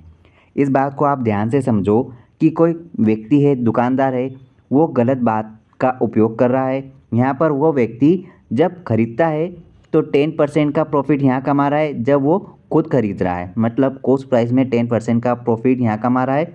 और जब उस चीज़ को बेचता है, मतलब सेल करता है, तो यहाँ पर फिर वो 10% का प्रॉफिट कमा रहा है, बोला ये गया है। तो ऐसी कंडीशन पे उसको क्या होगा, लाभ ही लाभ होगा। क्योंकि वो जब, जैसे कोई व्यक्ति ने इंदौर में दुकान खोली, तो इंदौर वाला जो व्यक्ति डीलर है उसने बेंगलोर से सामान बुलाया, तो वहाँ से भी उसने 10% की चोरी करी। लेकिन वो जब कस्टमर को बेच रहा है तब भी 10% की चोरी करी। इसका मतलब ये हुआ कि उसको पूरी तरह से फ़ायदा ही फ़ायदा हो रहा है। ठीक है, ऐसी कंडीशन में हमेशा प्रॉफिट ही जनरेट होगा।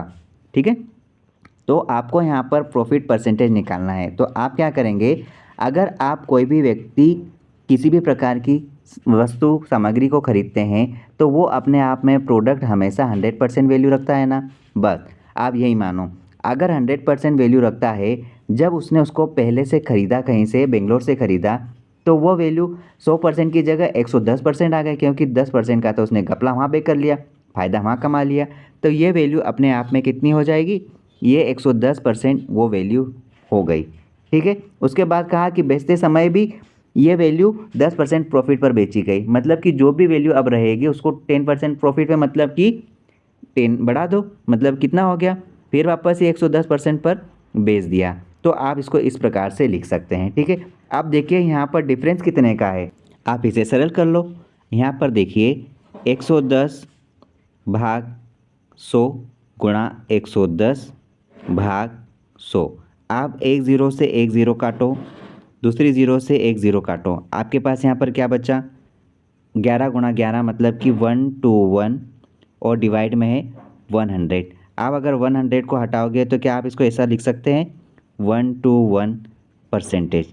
ठीक है, ये आपका 121%। अगर आपने यहाँ पर 100% वैल्यू मानी और आपका आ गया 121%, तो क्या आप डिफरेंस बता सकते हैं, बिल्कुल बता सकते हैं। हमें यहाँ पर कितना प्रॉफिट हो गया, हमें यहाँ पर 21% का प्रॉफिट हो गया, और यही आपका लाभ का प्रतिशत है। ठीक है, डेट मीन्स यहाँ पर आपका ऑप्शन नंबर 3 सही हुआ है। एक डीलर ने 2,500 रुपये की एक मशीन खरीदी। अंकित मूल्य पर 12% छूट देने के बाद उसे 10% का लाभ होता है। तो मशीन का अंकित मूल्य क्या है ये आपको बताना है। देखिए इस क्वेश्चन को थोड़ा समझे कि यहाँ पर कोई व्यक्ति है, उस व्यक्ति ने 2,500 रुपये की एक मशीन खरीदी। ठीक है, और मशीन पर जो अंकित मूल्य है उस पर 12% का यहाँ पर डिस्काउंट दिया है। डिस्काउंट देने के बाद भी उसको 10% का लॉस, 10% का प्रॉफिट हो रहा है। तो आपको वो अंकित मूल्य बताना है, मतलब कि मार्क प्राइस बताना है।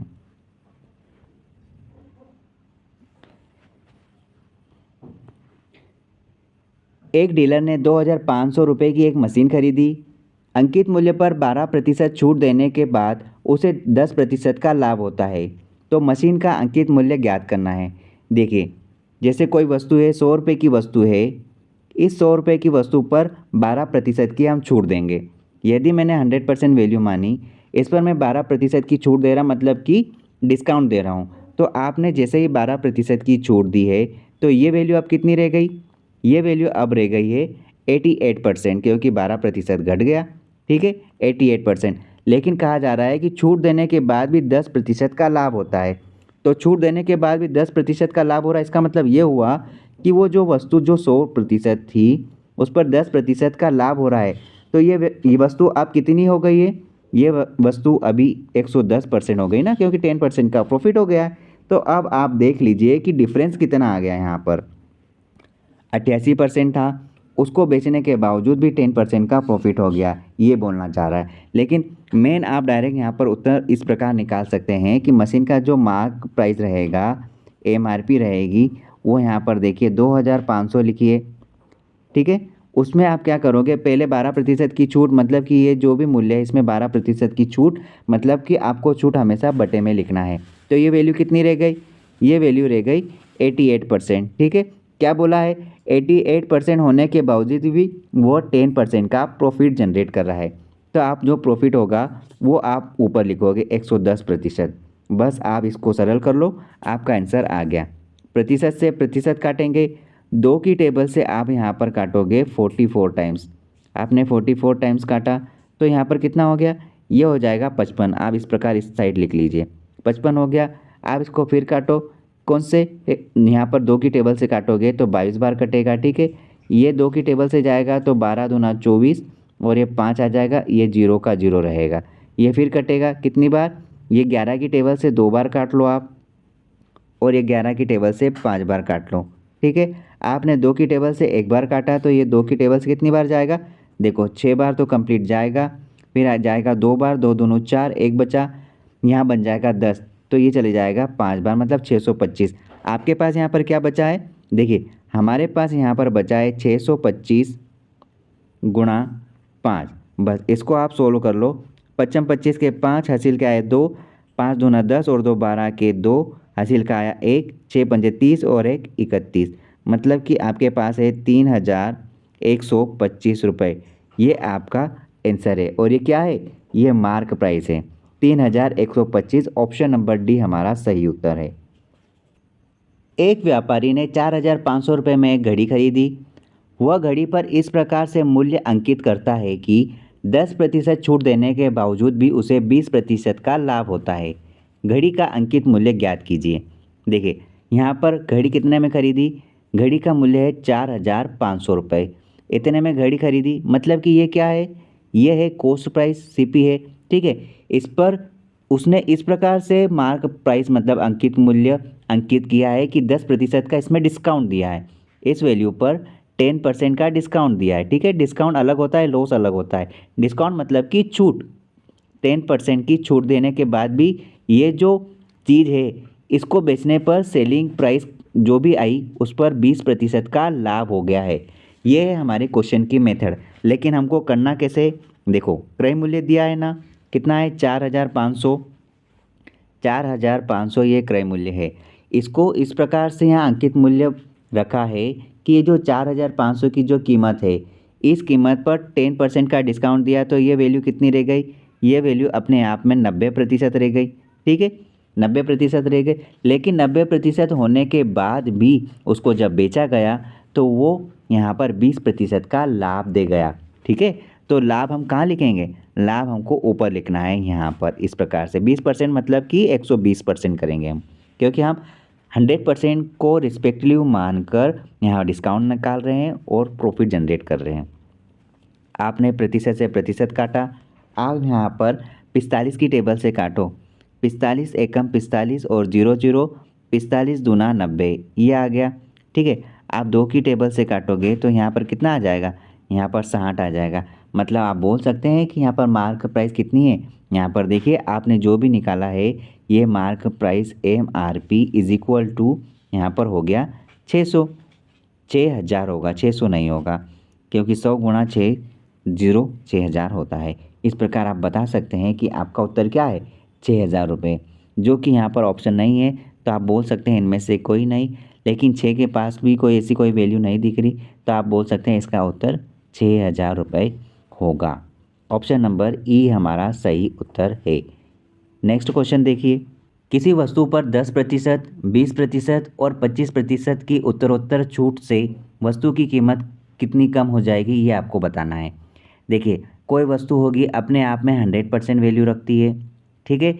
इस वस्तु में 10% का डिस्काउंट मतलब पहली छूट बोल रहा है ना, तो 10% का डिस्काउंट करेंगे तो हमारे पास ये वैल्यू कितनी रह जाएगी, 90% रह जाएगी। आप बटे में 100 करो, ठीक है। उसके बाद क्या बोला है, 20% का फिर डिस्काउंट, तो 20% का डिस्काउंट होगा इस वैल्यू में ओवरऑल में, तो ये वैल्यू अपने आप में 80% रह जाएगी ना। बस आप इसको इस प्रकार से लिखिए। और तीसरा डिस्काउंट बोला है 25% का डिस्काउंट होगा तो ये वैल्यू अपने आप में 75% रह जाएगी।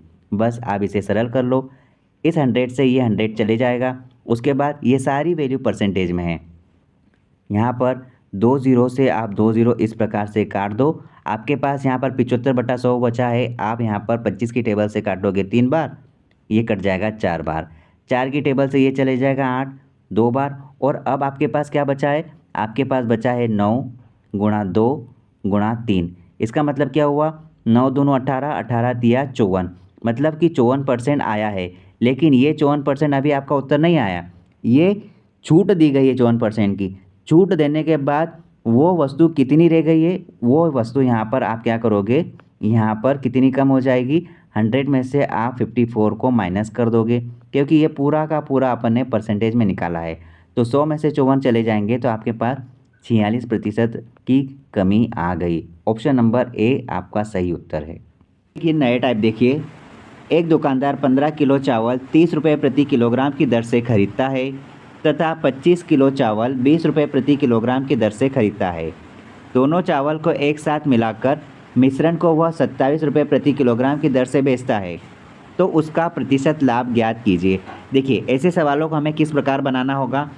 यहाँ पर एक व्यापारी है जिसने 15 किलो चावल, कितने, 15 किलो चावल जो कि यहाँ पर 30 रुपये प्रति किलोग्राम की दर से खरीदे, यहाँ पर 30 रुपये प्रति किलोग्राम की दर से खरीदे हैं, ठीक है।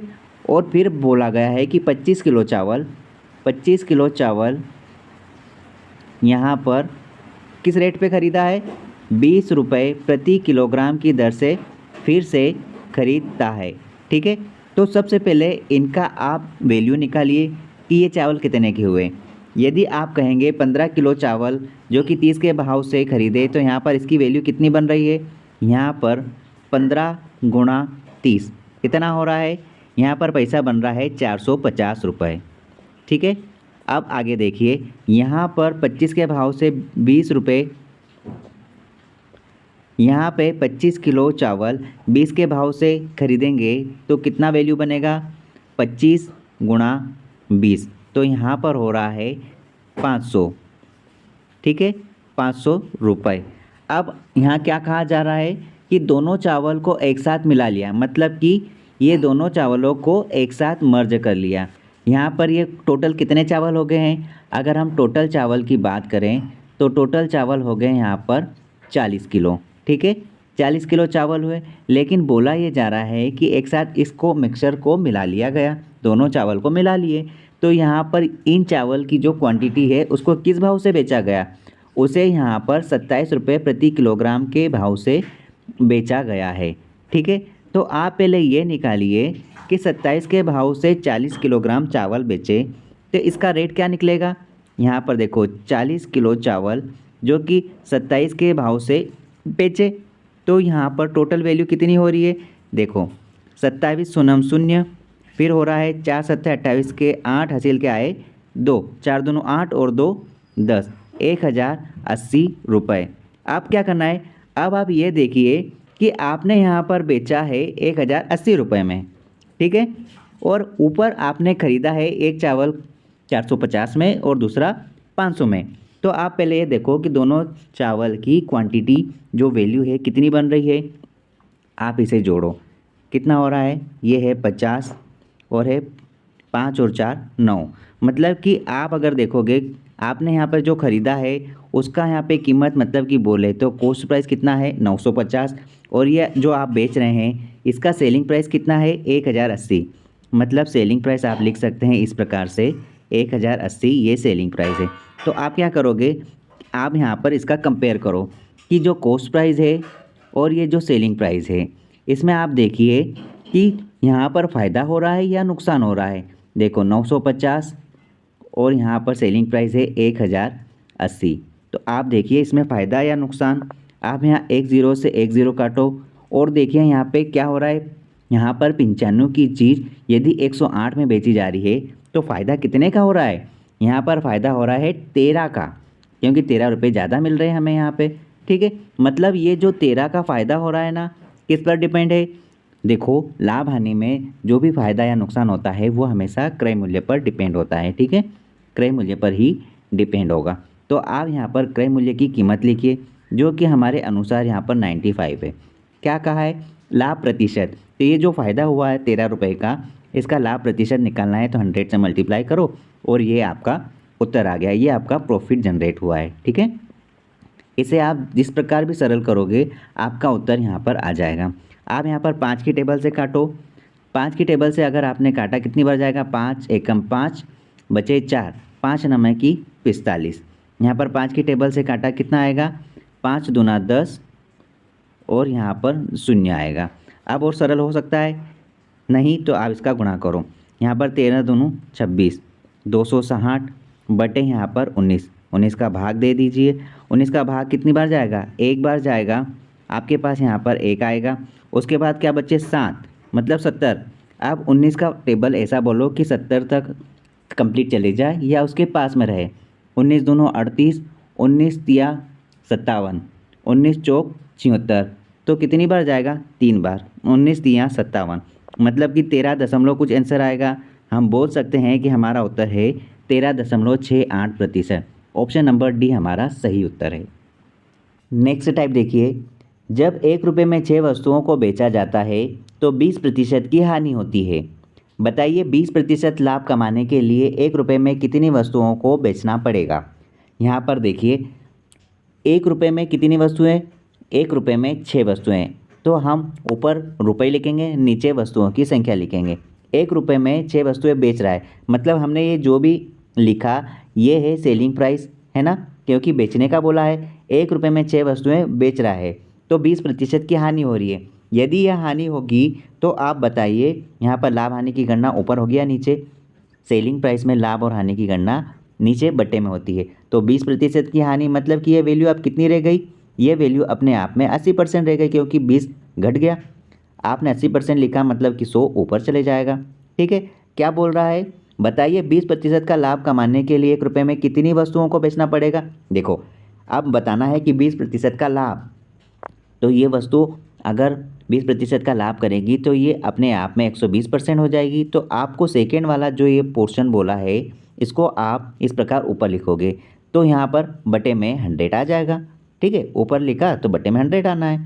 आप इसको सरल कर लीजिए। जैसे ही आपने इसको सरल करा तो यहाँ पर वैल्यू क्या आएगी? देखिए 100 से 100 कटेगा 20 की टेबल से, 20 चौक 80, 20 छः 120। 6 की टेबल से आप काटोगे, यहाँ पर आपने ये काटा 6 एकम 6 और ये कट जाएगा 6 एकम 6। आपके पास क्या बचा? देखिए आपके पास यहाँ पर बचा है 1 रुपये में, नीचे जो वस्तु की कीमत आप देखो 1 रुपये में 4 वस्तुएं यहाँ पर बेचना पड़ेगा यदि उसको 20% का फ़ायदा कमाना है तो। ठीक है, मतलब हमारा उत्तर आ गया ऑप्शन नंबर 4, मतलब सी इज़ करेक्ट आंसर। 21 वस्तुओं को बेचने पर 3 वस्तुओं के विक्रय मूल्य के बराबर हानि होती है, तो प्रतिशत हानि ज्ञात कीजिए। इस क्वेश्चन को आप किस प्रकार बनाओगे? देखो यहाँ पर क्या बोला गया है कि जब 21 वस्तुएं बेची, 21 वस्तुओं को सेल किया, सेलिंग प्राइस जो भी आई है, जब 21 वस्तुओं को बेचा गया तो यहाँ पर तो 3 वस्तुएं हैं ना, 3 वस्तुओं का जो भी सेलिंग प्राइस रहा है उसके बराबर यहाँ पर क्या हुआ? लॉस हुआ है। ठीक है, ये यहाँ पर क्वेश्चन की लैंग्वेज है। तो आपको ये जो भी प्रक्रिया हुई है इस प्रक्रिया में इसका लॉस का परसेंटेज वैल्यू आपको बताना है। ठीक है, ये आपको फाइंड करना है। ऐसी कंडीशन में आप क्या करेंगे? देखिए हमें यहाँ पर इसको इस प्रकार बनाना होगा कि जब 3 वस्तुओं के बराबर नुकसान हुआ है ना, तो जितना नुकसान होता है मतलब 3 नुकसान हुआ है तो 3 आप लिखिए, और इसके बटे में आप कौन सी संख्या लिखेंगे? इसके बटे में आप इन दोनों का टोटल लिखेंगे, क्योंकि जब 21 वस्तुएं बेची तो 3 वस्तुओं के बराबर नुकसान हुआ, तो कम से कम 3 वस्तुओं को और बेचेंगे तो कम से कम उतना तो नुकसान नहीं होगा ना। उस नुकसान की भरपाई तो हमें करना है। तो आप क्या करोगे? 21 और 3 मतलब दोनों संख्याओं को जोड़ोगे। जितना नुकसान हुआ उसको तो आप ऊपर लिखो, और उस नुकसान की भरपाई करने के लिए आपको जोड़ना पड़ेगा, कम से कम हम इक्वल में तो आए। ठीक है, तो आपने 21 + 3, यहाँ आप इस प्रकार भी लिख सकते हैं 21 + 3, तो आपके पास यहाँ पर क्या बनेगा? 3 और यहाँ हो जाएगा 24। क्या बोला? प्रतिशत निकालना है ना, तो आप यहाँ पर प्रतिशत निकालने के लिए क्या करोगे? 100 से मल्टीप्लाई करोगे, बस आपका उत्तर आ गया है। 3 की टेबल से कटेगा 8 बार, और 8 की टेबल से अगर आप काटोगे 1/8 किसकी वैल्यू होती है? 1/8 अगर आप देखोगे तो 12.5% की वैल्यू होती है। तो आप ये बोल सकते हो कि ऑप्शन नंबर 1 आपका सही उत्तर है। इस प्रकार आप निकाल सकते हैं। एक व्यक्ति 250 कुर्सियों को बेचकर 50 कुर्सियों, अब ये क्वेश्चन देखिए, एक व्यक्ति 250 कुर्सियों को बेचकर 50 कुर्सियों के विक्रय मूल्य के बराबर लाभ कमाता है। लाभ प्रतिशत ज्ञात कीजिए। देखो सेम क्वेश्चन है, यहाँ पर कितनी कुर्सी बेची जा रही है ये मैं आपको समझाने के लिए लिख रहा हूँ। 250 अगर कुर्सियाँ अगर बेचता है तो वह व्यक्ति क्या करता है? वो व्यक्ति यहाँ पर 50 कुर्सियों का जो भी सेलिंग प्राइस है ना, उसके बराबर क्या करता है, प्रॉफिट जनरेट करना है। ठीक है, और यही प्रॉफिट आपको बताना है कि परसेंटेज में इसका वैल्यू क्या रहेगा, आपको परसेंटेज वैल्यू बनाना है। अब देखो इस बात को समझो कि यहाँ पर देखो कितनी, इतना वैल्यू आपने यहाँ पर कुर्सियों की संख्या आपने बेची, तो आपको फ़ायदा कितना हो रहा है, 50 कुर्सियों के। तो यहाँ पर जितना भी आपको फ़ायदा या नुकसान होगा, उस वैल्यू को तो सबसे पहले आप लिखिए। आपने ये वैल्यू लिखी, ठीक है। अब यहाँ पर बटे में कौन सी संख्या लिखना है, क्या 250 लिखना है या 300 लिखना है या 200 लिखना है, इसका समझने का तरीका देखिए। यहाँ पर 250 कुर्सियाँ आपने सेल करी, तो 50 कुर्सियों के विक्रय मूल्य के बराबर प्रॉफिट हुआ ना। ठीक है, हमको यहाँ पर प्रॉफिट हुआ, उसको हमें क्रय मूल्य तक संख्या को लाना है। तो आपको यहाँ पर प्रॉफिट हुआ, प्रॉफिट को हटाओ, एक्चुअल में कितनी कुर्सियाँ थी ये निकालो। यहाँ पर प्रॉफिट को आप हटा दोगे, 50 कुर्सियों के प्रॉफिट को हटा दोगे, तो आपके पास यहाँ पर कितनी कुर्सियाँ हैं, आपके यहाँ पर 200 कुर्सियाँ होगी, क्योंकि 50 कुर्सियों के बराबर फ़ायदा हुआ ना, तो टोटल तो 250 हुई। तो आप यहाँ पर घटाओगे, देखो हानि होती है तो हम क्या करते हैं, इन दोनों वैल्यू को जोड़ते हैं, लेकिन प्रॉफिट हुआ तो हम इन दो वैल्यू को घटाएंगे। समझ गए, सीधी सी बात है। बस इसका आप प्रतिशत निकाल दीजिए, आपका उत्तर आ गया। आपने इसको काटा 2 बार, 2 से कटेगा ये 25 बार, आपका उत्तर आ गया 25%। ठीक है, इस प्रकार से आप इसको सोल्व कर सकते हैं। एक विक्रेता को 36 संतरे बेचने पर 4 संतरे के विक्रय मूल्य के बराबर हानि होती है, तो उसका हानि प्रतिशत ज्ञात कीजिए। अब हम इसे डायरेक्ट करेंगे।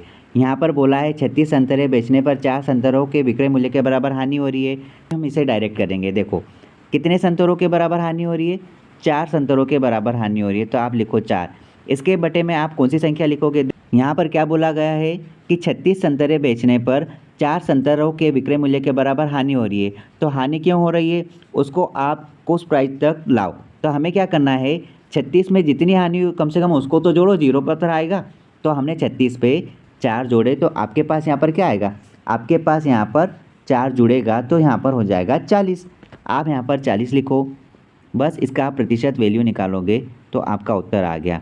आपका उत्तर यहाँ पर क्या होगा, यहाँ पर आप 1 0 काटोगे तो आपका आंसर यहाँ हो जाएगा 10%, जो कि आपका ऑप्शन बी सही उत्तर है।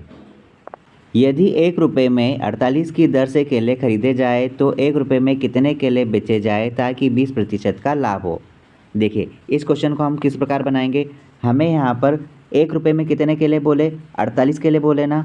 तो आप 1 रुपये में यदि 48 केले खरीद रहे हैं, तो आपको ये बताना है कि 1 रुपये में ये है CP, 1 रुपये में कितने केले बेचे ताकि उसको यहाँ पर 20% का फ़ायदा हो, 20% का प्रॉफिट जनरेट हो।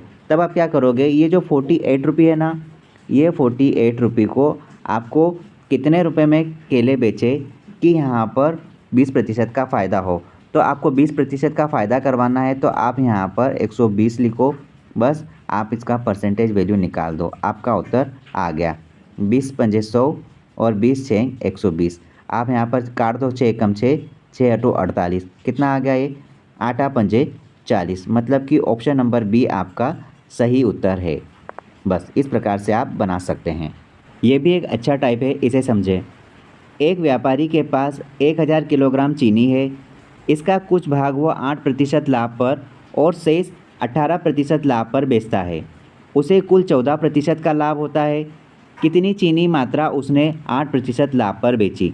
देखिए दुकानदार के पास 1000 किलोग्राम चीनी है, इस संख्या का कोई ज़्यादा महत्व नहीं है, बिल्कुल भी महत्व नहीं है, लेकिन ये आपको बहकाने के लिए लिखा है। यहाँ पर 1000 किलोग्राम चीनी है उस व्यक्ति के पास, उस चीनी को उस व्यक्ति ने 8% लाभ पर पहुँचाया, बेचा, ठीक है, और शेष चीनी को 18% लाभ पर बेचा, ठीक है।